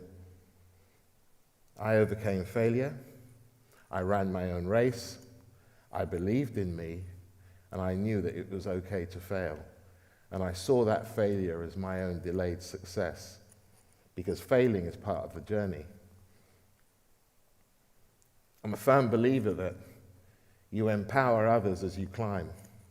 This, for me, is another trait of true masculinity. It's not about your own selfish journey, it's about empowering others. And I found this quote, or this piece here, which really resonated with me from a black man's perspective. A black man without knowledge of self is no different from a man holding a sign asking for change. A black man with knowledge of self is the captain of his own ship. He understands his nature and lives by divine principles. We've got to stand for something. Our women are lost, our men misled. It's time to change. It's time to bring revolutionary change in our own way of thinking in order to bring change to our communities. We won't accomplish this divided. Black love, black unity, knowledge of self, know thyself. And so I regularly encourage young people from people who appear to have made it. As you climb your ladder of success, reach down and pull the other person behind you along with you. I recognize in my journey that no matter what struggles I've had, I stand on the shoulders of giants, those who've gone before me. And in my own legal research, I found out about a Nigerian man called to the bar in the early 19th century. What was his journey like? What masculinity did he have to show in order to get to where he got to? And many of you will know the person on the left, Ignatius Sancho, 1774, the first black man to cast a vote in the United Kingdom, in England. We stand on the shoulders of giants, some to reach higher, some to shine above the rest, some to climb out of the pale, I to be my best.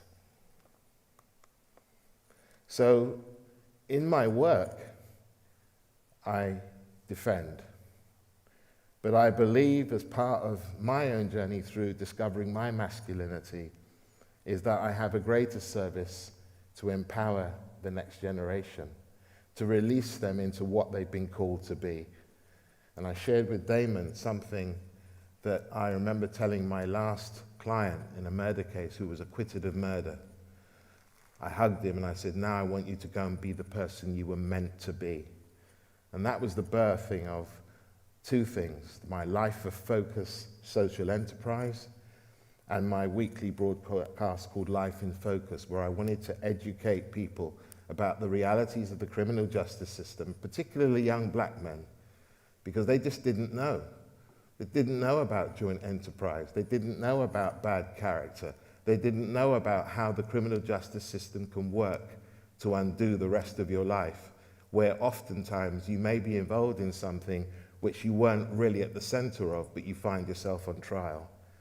And so that was why I decided to launch these platforms, to inform, to inspire, and to change. I have been blessed over my 54 years of life to have had wonderful mentors. First of all, my parents, without whom I would be nothing. I've had a number of influential people in my legal career who have helped me. And so, having been mentored, I too must now become the mentor. My own success can only be measured through those I inspire to be all they were called to be. So let's move on from that presentation. Let's have a conversation, Damon. The criminal justice system, something that I've been involved in with for many years, and I want to get your perspective on the plight of the black man in terms of the fear we have of the criminal justice system here.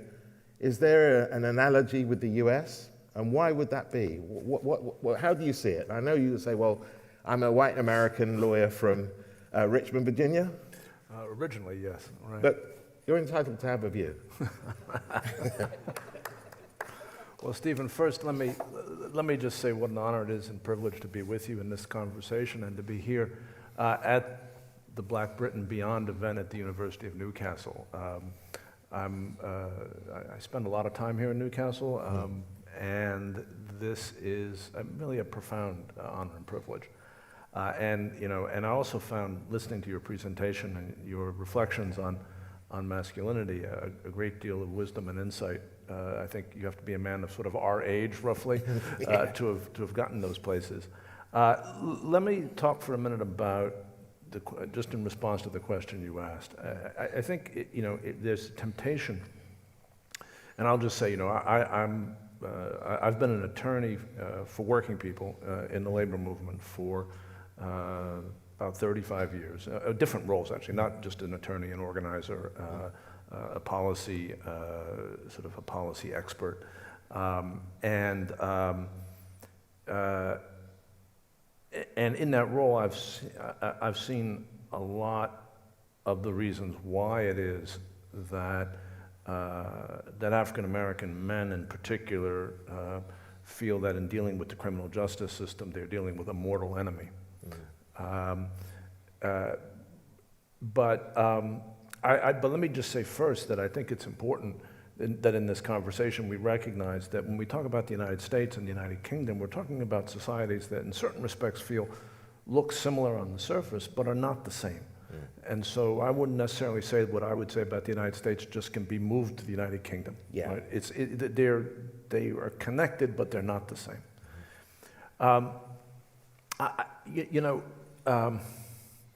There's just a fact. There's two facts about the United States and criminal justice that I think that are well known to Americans, may not be as well known here.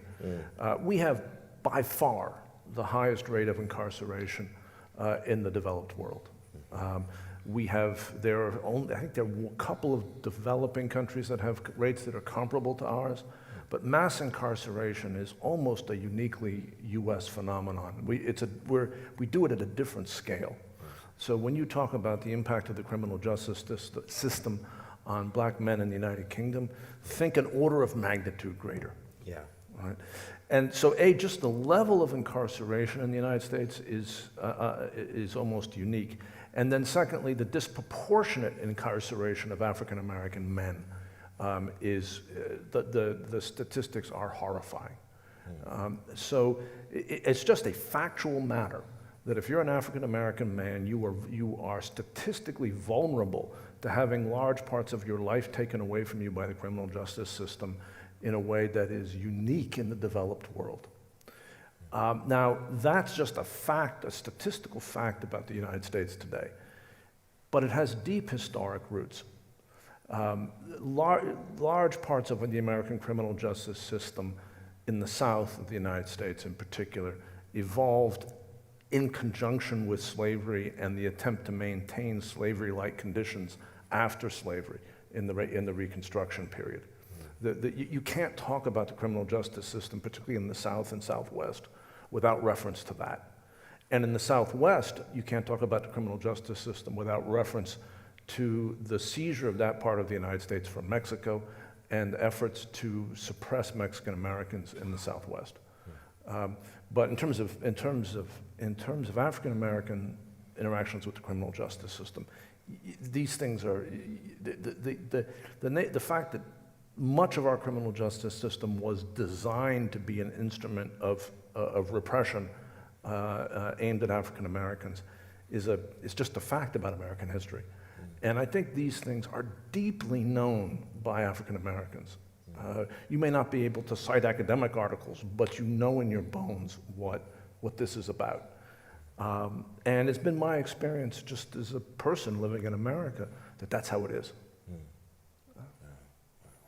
I mean, one of the things that concerns me, and I know I make reference to America, at the moment we can talk about Breonna Taylor, or George Floyd. Sure. We have the Ahmaud Arbery case going on at the moment. It's almost as if there is a fear of the criminal justice system doing the black man dirty, if you like, if I can use that expression.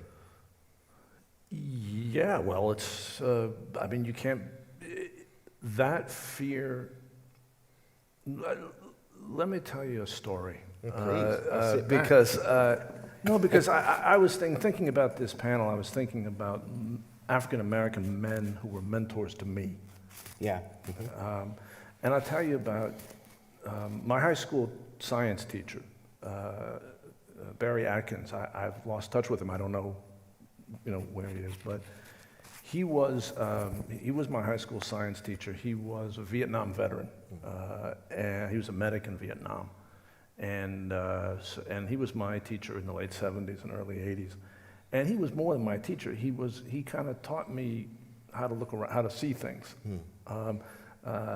and what he used to say to me was, he said, "You got to understand something." And I went to a alternative high school, right? Very sort of hippie kind of place. It's public school, American public school, a state school. Yeah. But very hippie. And Barry would say to me, he would say, the white kids, You know, he said the white kids, they run wild. He said they take drugs, they do crazy stuff. They know inside them that they're safe, right? That they can do this stuff and nothing will happen. He said, I watch the black kids. They think they can do that and they're safe. He said, they're not safe. They're not safe. The system is going to crush them if they give the system the chance. Wow. He said, it is not, the rules are not the same. Now, I think that in my lifetime in the United States, we've had this kind of process of education where white people who kind of have this sense that, well, you know, as somebody once said in a folk song, the law is on the level, right? Get this education that maybe it's on the level for you, but it's not on the level for everybody, right? And George Floyd was sort of, the murder of George Floyd and the video of his death was kind of, as they say in mathematics, QED, right? It was sort of like you couldn't anymore pretend that somehow this wasn't so. Right? That white people are not treated that way. They're not murdered in the street by police officers in front of 10 people. It doesn't happen that way. Or no, well, nor are they pursued and shot because they're jogging in the wrong neighborhood. No.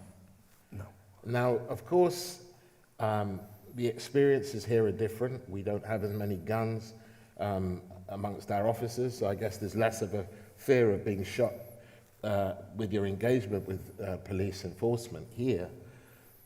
But when we talk about masculinity, we talk about the theme for today, how do we start to move forward from the perspective of a young black man in the criminal justice system?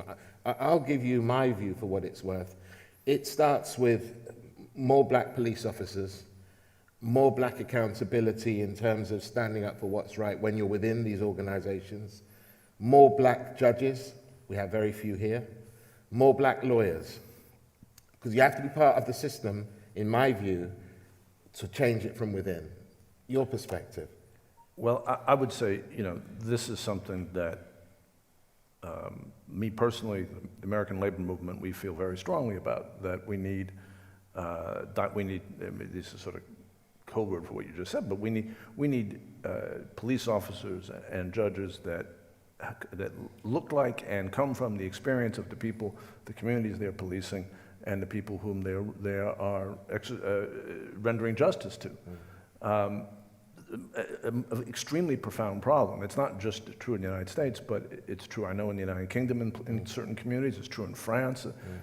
Is the issue of the criminal justice system and law enforcement as occupying powers, right? And as being perceived in the communities that they operate in as occupying powers. This is something that can be fixed. Right? There's been a huge effort, for example, in Los Angeles. I'm not going to comment on whether it's been successful or not. I don't live in LA. I'm not a person of color in LA. But there was a recognition after the Rodney King beating, right, that the Los Angeles Police Department had a profound culture that it was an occupying force, and that needed to be changed. Right? And it's possible to change these things. But I will comment that we have to be careful. In Washington, D.C., the police force is predominantly African American. The command structure is African American. The local judges are predominantly African American. And yet, the issues around Black Lives Matter exist in D.C. in that context. Why is that? Right. I'm not enough of an expert to be able to answer that question, but I would say the following thing more generally. Okay. Right? The culture of mass incarceration, right, is the problem, right? And if you try to operate inside that culture without looking at it structurally, right, looking at and questioning that culture and that set of legal structures and policies, changing the faces helps. It's definitely an improvement, right? But it doesn't solve the problem fundamentally. You need a different approach to the way that the law interacts with the public. Give an example. I mean, now one that I think we kind of pretty much understand as a nation. decriminalization of marijuana and the differentials in the United States between possession of cocaine in powdered form, which affluent white people like, and the possession of cocaine, it's the same thing. Yeah. The possession of cocaine as crack, right, which is more prevalent in the African American community. Huge sentencing differentials. Very much so. Right? You get a couple of years for possession of powdered cocaine, you get decades for a possession of crack. Right? Those kinds of things then created mass incarceration, very heavily racially structured. You got to change that, right, to begin to change the deeper realities we face in the United States. Yes. You know, in the United Kingdom, it's different, and you would know better than I, right? But that's the American perspective. I see. Now, I wanted to ask you just something slightly different on this masculinity topic. Your role, as I read about you, and you know, look, I was in awe of your academic excellence, I have to say. And I think back to my late father, who used to say to me, anyone who's not a friend of education is no friend of mine.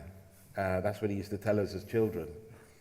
And I want you, if you can, we haven't got much time left, but this significance of having an education. Why is having a good education important? And I'm not talking necessarily of your level, or even my level, but a tertiary good education. Why is it important in the scheme of masculinity and where you can get to? You know, it's interesting. Well, you and I grew up in a similar kind of household in this regard, right? Yeah. Education was, as a multi-generational matter in my family, was the measure of one's personhood, right? I think it's fair to say a measure of one's manhood. It was really profoundly kind of, it almost didn't need to be said. It was so ingrained. I think that, I'll just say something about education and its limits. Yes. If you're not educated at a certain level, you just simply don't know what's going on. And you are vulnerable to any number of sort of depredations on yourself and on those you care about by those who use education as a weapon against others. Yes. Right? My experience in the financial crisis at very high levels in the United States was the myriad ways in which poor people were abused by educated people who used what they knew about the financial system to exploit poor people. Exactly. And this was heavily, heavily racialized. Now, so if you're educated, you're armed, right? And I'll say something about the American legal system and race that's positive. Right? Some of the greatest Americans were African American men who figured out and believed in the legal system enough to invest their lives in using it for social justice. Yes. I'll mention two people who may not be known to anyone here, but who should be. One of them was Charles Hamilton Houston. Charles Hamilton Houston may have been the greatest lawyer in American history. He's an African-American man who graduated from Harvard Law School when it was almost impossible to do so. And he formulated the legal strategy that led to Brown versus Board of Education. He trained Thurgood Marshall, the first African-American Supreme Court justice, and he died tragically young, perhaps under the strain of all that was involved. But his formulation of the legal strategy to overturn racial segregation is, I think, the greatest act of legal thinking in American history. And he had faith in the legal system. He had faith, and when really there was no basis for that. Yeah. Right? The legal system, the American legal system, had been perverted against African Americans every which way. And he yet believed that reason could prevail, and he turned out to be right. The other person I'll mention is a working class hero, A. Philip Randolph, one of the great labor leaders in the history of the world. A. Philip Randolph also, he organized the Union of Sleeping Car Porters, worked on long-distance trains, all African-American men. He created the cadre of organizers that gave birth to the Civil Rights Movement. When Rosa Parks was arrested in Montgomery, Alabama on the bus, the man she called for help was not a lawyer, It was the shop steward for the sleeping car porters union. It was A. Philip Randolph's lieutenant in Montgomery, Alabama. A. Philip Randolph believed in the American system sufficiently that in the middle of World War II, he went to President Roosevelt and said, I'm giving you two choices. Either you desegregate the military industries of the United States, or I'm going to lead a march on Washington in wartime of African Americans. And Roosevelt desegregated the military industries. A. Philip Randolph believed in the ability of discourse, education, to move things, to make social justice. But masculinity, education is not enough. In your presentation, you talked about self-knowledge. Education does not produce self-knowledge.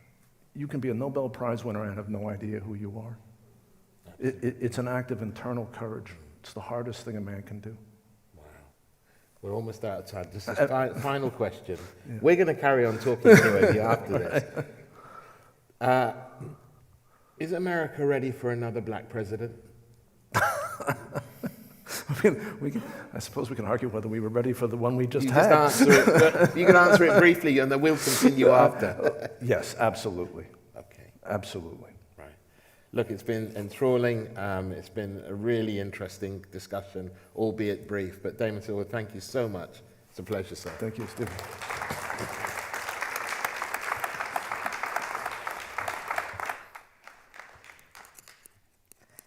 It was certainly enthralling. I'd add to that compelling, insightful, brilliant. Thank you both very much, Stephen Akinsanya and Damon Silver, for that reflection on the social justice system and putting black masculinity in context. Thank you. We really appreciate that.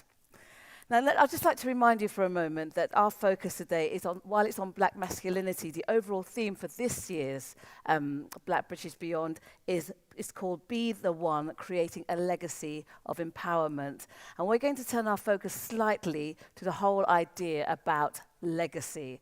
And we're going to take the mic away from our brilliant male contributors who we've had all today and pass them on to two brilliant women who are going to have a conversation. Diane Louise Jordan has been a broadcaster for over 30 years in the business, but she's also started her own pet project, which kind of centers on the theme of legacy, which we're going to discuss.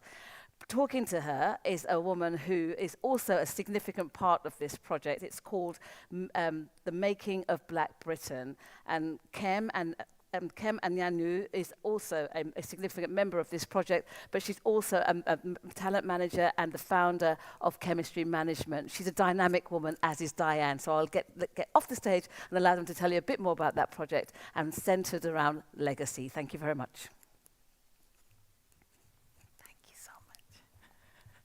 I can say it on the mic now. Hello, everybody. Hello, Diane Louise Jordan. Welcome. Hi, Inka Makalam. That's right. Thank you so much for joining us. That's quite a conversation to come from that to this is quite shocking, Diane, because I love talking to you. You're just full of so much energy in life. I was going to give away our session to hear more from Stephen and Damon. Listening to the men talk today and being said that a lot of men don't talk, it was really nice just hearing all the discussions. You know, one of the panels earlier, Omar said legacy, and some people have a negative legacy, and I was just like, what a powerful term to hear the word negative and legacy all in the same sentence. And you know, Diane, I grew up watching you on the TV, honored to be in this conversation with you and to talk a little bit about your legacy project after 30 years of serving British TV and radio. I want to hear all about it, and everybody else does. But tell me, what does legacy mean to you, and what did your parents teach you about legacy? Let's start. Do you know, actually, just listening, I actually thought that Damon and Stephen, I too would have been very happy to sit here for at least another hour and listen to them, or better still, jump on the train and get into Newcastle and pin them down for the rest of the evening, because not only do they speak my language, but there was so much insight in what they were sharing. And, you know, I seriously think that for all of us, we would truly benefit from more of that type of conversation. In terms of legacy, I actually understand what it means to have maybe a negative legacy and a positive legacy. Negative, we're living through that now. I'm not sure if you can still hear me because... We can hear you wonderfully. You sound great in here, Diane, over here in Newcastle University. Thank you so much to our sponsors, Coca-Cola. I was just double checking. Yes. Because I no longer can see you guys, so just to let you know that. I'll continue. Negative legacy, in a way, that's what we're living through at the moment. We are... With this conference, it's called Black Britain and Beyond. Our project is called The Making of Black Britain. We are, our concentration in a way is what is the impact on the lives of Black people? And it's impossible, I think, to think about our lives now without, and our lives in a sense of being a legacy to the hundreds of years of slavery, the slavery that happened on, as part of the transatlantic experience. And I still think that today that is impacting so many of us. It's interesting because I think it was about 20 years ago, it was quite a long time ago, and I was being interviewed for some program I was making, and there must have been some sort of anniversary around the history of slavery, the transatlantic slave project. And the journalist almost sneeringly said to me, well, of course, slavery is dead, isn't it? Why, almost like, why are we even bothering to think about it? And she just happened to be a white journalist. And I remember thinking to myself at that time that I actually don't really have the privilege to think that slavery is history, because it actually does impact not just my life, but the lives of in fact, the truth is, I believe, in fact, it impacts all our lives, whether we're white, black, young, old, whatever our color, creed, or, whatever our generation, it's impacting all of us. So in a sense, we can say that there's a legacy there that has some negative connotations, but there's also a trail of hope. It's very, very interesting. So Diane, legacy is a loaded word. It's such a loaded word, and it's thrown around very easily. The Making of Black Britain is considered a legacy project. I know it's a project as an oral history archive about Britain as a whole. I'd love for you to talk some more about it. I know it's about nationality, citizenship, and belonging. It's called The Making of Black Britain, but it's not just for Black people. Can you talk to us a bit about that? So, because why use black in the title if it's not just for us? I think I'm going to try and answer this question, and Kem, you know that I can talk about this from every angle possible. So, please steer me in the right direction if I'm veering off. This project started very much as a personal project. It came out of my personal experience and questions that I was asking myself, because although I was born in this country in 1960, I've been here, for a long time, I'm British. And I'm deemed to be a successful British person, I still have this little nagging question inside me whether I'm fully British or not. And there's a lot of question about what it means to be Black British. And even that term has, I'd say, it's evolved, it's changed. What I consider to be Black British in the 1980s or the 1960s or the 1970s, and what a young adult now would call Black and British, not exactly the same thing. Mm-hmm. So it's really about exploring the meaning of what it is to be British and also what it is to be Black.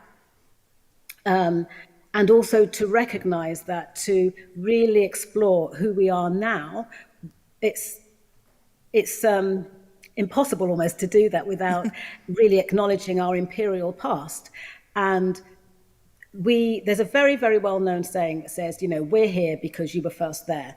And the reason, I really want to explore this title, The Making of Black Britain, is to connect it to that past, because the minute I think that Britain embarked on its imperial mission, from that moment, Britain started becoming black. There was a decision for this country, if you like, to start for the landscape to start changing colour. So you collected stories, so oral history. It's oral history. Yeah, it's an oral history project. I mean, do you want me to tell you literally about it? Tell us all about it. I will interject, because you can't see me, right, Diane? No, it's quite... Okay. So Yeah. I thought you were smiling at me. Wow, this is not... I'll look at one of the audience members for a smiley face there. I actually thought you were smiling at me. Yeah, tell us about the project and how it's going to serve the British community as a whole in capturing these stories. Like, what themes is it grounded in? How are you allowing for this to become an academic, grounded theme within Britain? The history to this is that I realised that, I was asking my parents about their lives. Why did they come to Britain? What was their life like before they came here? How were they treated? I just wanted to find out a bit more about them to make sense of me and my experience. And so in the sort of decade before they died, I sort of really badgered them to find out more about their lives. Every time I went to visit or they came to me, which was frequent, I had my notepad and my recording machine, and they invariably tried to avoid me because they're like, my life's not important, and I'm like, yes, it is. And so I got a little bit of their story, and then in 2011 they both died within 6 months of each other, and of course I was bereft about losing my parents, and I was shocked also just at how much sadness there was in me, that I didn't really get all my answered. And so I was sort of sharing my sadness about that, because I felt like when my parents died, it felt a bit like a bit of my story, my history had died as well. And so I started sharing that with some of my guy friends and girlfriends who also are first generation Black British. And I soon realized that many of them felt the same thing. We had this a slight sense of displacement and not quite knowing where we came from, or what our histories were, or what our place is in this country. Alongside that, because I was brought up in a mainly white area, I lived in the home counties, and what I found really interesting when I was younger, when I was at school, I had two close school friends. One came from what it was then called Yugoslavia, and the other was German, and two white girls and me. And their parents were foreigners. My parents were migrants, British citizens, but migrants. And so, in a sense, technically, I had more right, if you like, to be in this country, and so did my parents. But because of the colour of my skin, I was seen as a foreigner, and my foreign friends, they were seen as British. And, I'm still in touch with one of them, very much so. And we often share our experiences. And, we're both now parents and grandparents. And we both, we talk about our children and how they feel, and our brothers and our, nephews and nieces. And in my family line, we still feel compelled to have some sort of prefix to the type of British that we are. We're still not quite sure if we're fully British or not. Whereas my German friend and the Yugoslavian friend, they feel completely British. They understand they've got quite foreign heritage, but essentially they, and definitely their children, are very much sure about who they are and where they're placed and how welcome they are in that situation. I still don't really have that luxury. And so it became clear to me that it would be really important to capture all our stories, both my white friends, my Black friends, every colour, class, creed, from generation to generation, because I'm also aware that how I experience being British and my generation is different to, there's still some of my parents' generation alive, and how they experience it is slightly different. And then you go through the generations to the young folk we have today, and it may not be exactly the same. There are some commonalities, but there's a lot of this very thick conversation to be had, to hear all the voices, to hear all the stories, to try and really get to the nitty-gritty of what it is to be British. So I'm very interested in, rather than me just writing my own book and you just getting my experience, which has got value to it, what about hearing the mix of voices? And the other thing, one of the reasons why I really want to collect stories generationally, and perhaps maybe interview somebody this year and go back and interview them again in 5 or 10 years, is to also give an opportunity to hear and see how even individual people, how we change our own opinions dependent on the experiences we have and the years of life we've been on this earth. I'll give you one tiny little example about what I mean by that. When I was a young girl at school, I had a girlfriend who was white girl, blonde hair, blue eyes, and her mum was an older mum in those days. So she was very much part of like old England and didn't like this multicultural, these dark people coming in anyway. So she was very open about her racism. And so she really didn't like black people. But of course, I was different. And so she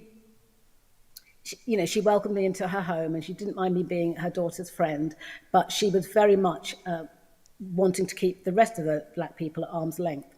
And as fate would have it, her daughter, because maybe her mum protested too much, her daughter decided to marry a black man and have mixed race babies. And obviously, at the beginning of her relationship with her boyfriend, who then became her husband, the very racist mum really struggled with that, really didn't like it. But then she became, she loved her grandchildren, and through loving her grandchildren, she started loving her son-in-law. And years later, her views about people who looked different because of their skin color was very, very different to what it was, 15, 20 years before that. So, I do believe that through hearing these stories unfold in this archive that is evergreen, we will get maybe a deeper understanding of what it really is to be British and human, and a greater idea of how racism affects us. And just another thing, it's because we've actually started the archive and we're out on the road and we're interviewing people. And I was listening to somebody's story, and, again, this is a white, middle class, very privileged person. By their own description, they say they're very privileged. But they were really certain about what they thought about, dysfunctional young black men and what they need, and if this white person was in charge, what they would do. And so we were just having a bit of a discussion, and I was describing the lives of some of the people that we've interviewed and some of their stories. And it was very interesting that at the end of the interview, the person started questioning their own views, and they started, it was really interesting to see that the sort of transformation happening before my eyes. They were really challenged by listening to somebody else's story that they would never have had any contact with in their normal day-to-day life, and they only hear about at arm's length through the media. And I just thought that's why I do this. That's why we've got this project. It's giving people not just an opportunity to share their stories and their lives, but also to get to know other people's lives, the lives of people that you wouldn't meet in your day-to-day. So, whether that's the, working class Irish boy over there, or the middle class, middle-aged Irish Muslim woman, or the, born again Christian over there, or the, whatever it is, whatever class, color, and everything in between, we get a chance to hear each other's stories. And I'm a firm believer in seeking first to understand, really, you know, I do want you to hear my story. I do want you to know what it's like on a day-to-day basis. I do want you to know that even when you look at me and you think, oh, well, there's Diane Louise Jordan and she's so privileged, and I am, that I also have, I still have challenges every day that you would never imagine, and I'm not going to bleat on about, but also my brother, I live in a village where basically everybody, it's like spot the black woman, you know, I am the only black in the village. Well, actually there's two of us. But my brother, who's a couple of years younger than me, you know, but he's a proper grown-up man, was living with us for a few months when we first moved to this village, and I noticed that he just wouldn't go out. You know, he used to come home and go to his room and just wouldn't go off the edge of our property. And so I said, why don't you just go for a walk? And because I know he loves walking and stuff. And he said, you don't understand. On the rare occasions I go for a walk around here, he said, you know, I feel as if I'm under surveillance, and people are going to, you know, they think I'm going to do something negative to them. Mm-hmm. And I remember saying, look, honestly, the neighbours are lovely. You've got a chip on your shoulder, stop it. And, but, you know, he wouldn't have it. And so that was it. Time went on, and there was one evening, you know, like about this time of the day, actually, he did go for a walk. And it just so happened that he got a few hundred miles down the road by the little church, and a police car. We are in the middle of nowhere, I promise you. The nearest anything is at least 11, 12 miles away. We have no corner shop, we have nothing, we have no street lights, we're in the middle of nowhere. And of course, my brother goes for a walk, and the one police vehicle that comes maybe once every 2 years, it comes past in our village, and they stop my brother, a 50-odd-year-old man, at 3 o'clock in the afternoon, just going for a walk, to ask him what he was doing. So, you know, he explained that he was just going for a walk, and they asked, why were you going for a walk in this village? And he said, because I live in this village. And he also said to them very nicely, would you be asking me this if I was exactly the same age as I am now, doing exactly the same activity, but I had a white skin? I maybe think you wouldn't. And can you also tell me why you stopped me? And they said, well, sir, we're sorry to bother you, but 12, 13 miles away in another village, these teenage Asian boys, I think they robbed something in a shop, or they did something, you know, whatever. And they were looking for these Asian teenage boys in another village, and they saw one middle-aged black man going for a stroll on his own in my village, and they thought that he fitted the bill. You know, we all have stories like this. There's so many of us that have stories like this. And if I just tell that story, maybe I sound like I'm whinging, or, you know, I'm trying to find a problem, or whatever it is. But if we just allow everybody to talk about their lives, and we get the nuances of people's lives and the texture of people's lives, and we're not just asking people stories about colour, we're asking them, I don't even know if we are actually asking them questions about colour, but, you know, we are asking them about early life, family, education, work, romance, where they lived, you know, the type of housing they have. We're asking them so many questions to really get a sense of who that person is. And by literally just getting their stories about their life experience tells us all we need to know about the complexities about people's lives, and that things aren't, excuse the pun, black and white. But there is, as this lovely lady that I was interviewing, there is inequality, there is racism. All of these things happen, you know, are real. Stephen and Damon were talking about how particularly difficult it is for young black men, or for black men, and how that impacts our, you know, how that invades our entire existence. And actually, when I was thinking about this conversation today, there's a line, I've got the book next to me, from, I'm reading David Harewood's book about his coming to terms with his mental health and how that actually affected him. And, you know, it really touched a nerve with me for a variety of reasons, but there was one line, and I'll just see if I can get it here.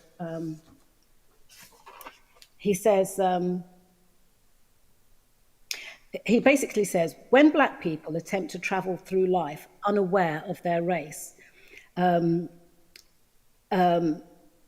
place themselves in acute danger. Just think about that. When we stop thinking about the color of our skin, we place ourselves in acute danger. And I think that's actually sadly true for so many of us. And he says, I was black and I had completely underestimated the significance of that reality. I cannot tell you how distraught to hear those, I feel, to see those words in black and white, because that is the truth. That is the truth. We have to be we have to be vigilant all the time. Damon even said that. He said, white kids know inside them that they're safe. Well, my desire is that for every single human being, whatever your hue, whether you're black, white, mixed, I don't know what, green, Purple. My desire is that everybody, well, maybe not green, but my desire is that everybody, every single human being will be able to get to a place where they know that they're safe inside. I was interviewing a brilliant historian who some of you may know, Dr. Philip Murphy, who specializes in Commonwealth history. And I was talking to him about the impact of the 1948 Nationality Act and, how that has really, in a sense, that is the bridge between our British imperial past and the modern Britain that's unfolding now. And, we were really delving down into, well, what is racism? And, why do white people hate black people so much and all the rest of it? And when we were having that discussion, and there clearly is this race thing, which, I really want to dig deeper into. He was also reminding me, or we were both discussing it and just reminding ourselves that at the time where George Floyd, was murdered at the hands of police, and understandably and quite rightly, there was a demonstration against that. Well, that we showed what we felt about that injustice. At the same time that we were saying Black Lives Matter, in Nigeria, we had the SARS scenario going on. And a Nigerian friend of mine, she said to me, oh, well, in Nigeria, Black lives don't matter. And I felt a bit uncomfortable about that. And Philip, he was, Professor Murphy, he was, really digging into trying to understand. We were really trying to go, well, what's the roots? Why do people hate black people so much? And, we talked about Rwanda, and again, a situation where black people, you see the best and the worst. And he said, all these years that I've been studying this, he said, I think what it really boils down to is the evil in human heart, in the human condition. And I thought, I feel so depressed by this. But the truth is that maybe the truth, and maybe we'll find this out through exploring and hearing all the stories, is as we saw in Rwanda, and as we saw at the time of what was happening to George Floyd, or the response to that, and yes, the stuff that was happening in Rwanda, is that the goodness as well as the evil, but the potential for us as human beings to have goodness in us, or to tap into the goodness into us, or to tap into the evil is equal. We just have a choice. Chance. Yeah, which choice? We have a choice. Yeah. So I'm praying that we choose to go for the good in us. And I'm sure I'm wrapping up now, but I just say this project is about identity, nationality, and belonging. That's where it starts. And my hope for it, if there was a legacy for this program, for our project, I'd love to share Stephen's passion, which is to inform, inspire, but ultimately to change for the good. Thank you so much, Dan Louise Jordan, and you're right on time-ish. But when we get talking, it's just so inspiring and encouraging, because I think it takes a lot to be able to speak boldly about what you believe and what you know, because you can't speak about what you don't know, and you know it's important for people to be loved and belong, and that's ultimately what you're doing with this oral history archive. So thank you. And if you are interested in registering to share your story with Diane Louise Jordan and her team at The Making of Black Britain, you can go to themakingofblackbritain.org and you can register to tell your story. I know you're going into phase 2. You've collected quite a number of stories, and you'll be announcing it more publicly soon, where that oral history will live, etc. But we'll say no more. Diane Louise Jordan, thank you. Can you just get Stephen and Damon? I want their stories. Okay? Absolutely I've done. already got Brenda's number, so and I'm actually very serious. We've had a good chat about you. Thank you so much, ladies and gentlemen. Diane Louise Jordan. Thank you.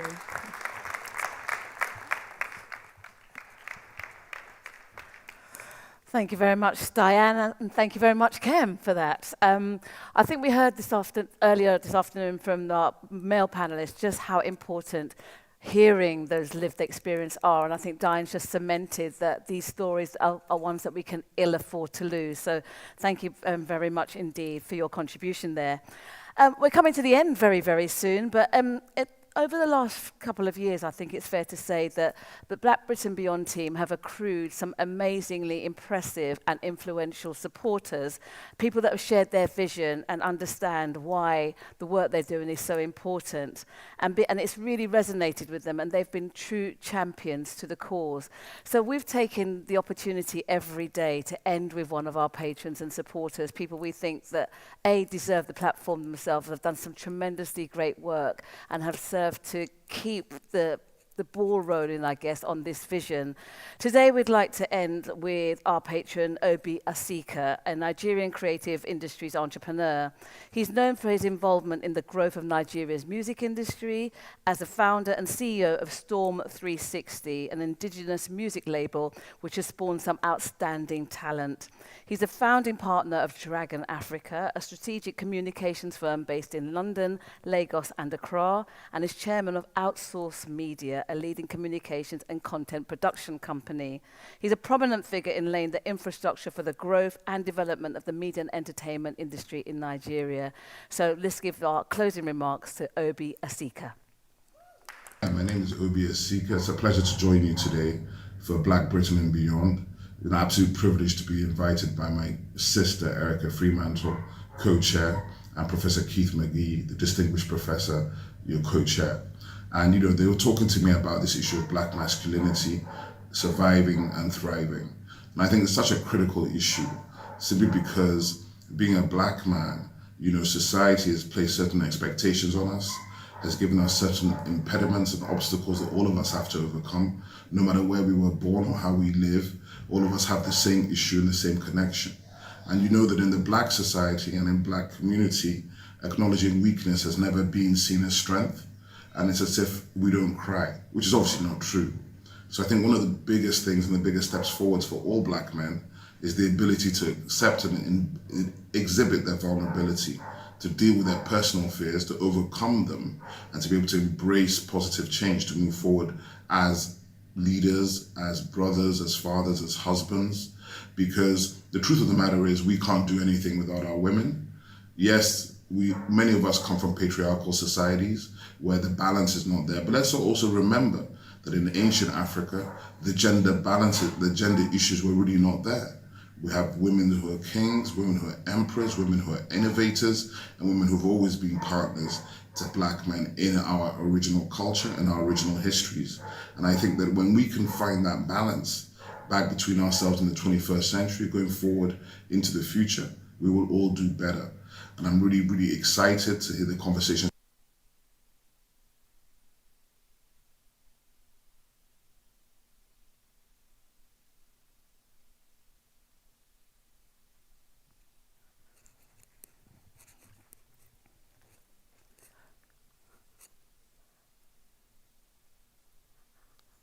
I don't know the technical gist, but I'd just like to say a huge thank you there to Obi Asika, one of our amazing patrons.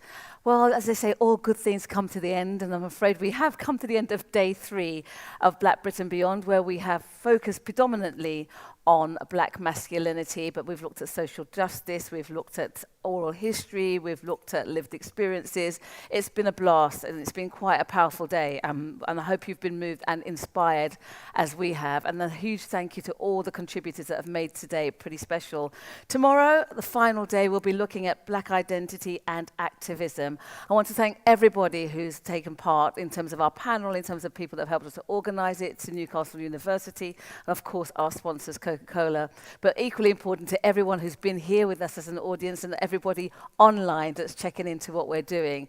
This is just going to grow and grow as a project, and I just hope you and pray that you'll continue to support us. So from us, just for today, it's a thank you and goodbye. For those of you who happen to be in Newcastle with us, there is a treat for that, because there's a reception which we'd very much like you to join us at. I believe the address, it was whispered in my ear that maybe it may go up on the screen. If not, we'll make sure that you're duly informed, because you've been here with us throughout. You know, there's always a treat if you're if you're in the room. So thank you very much, everybody, for taking part. Remember, if you want more information, just go to the Black Britain Beyond website, and we'll see you soon. Take care.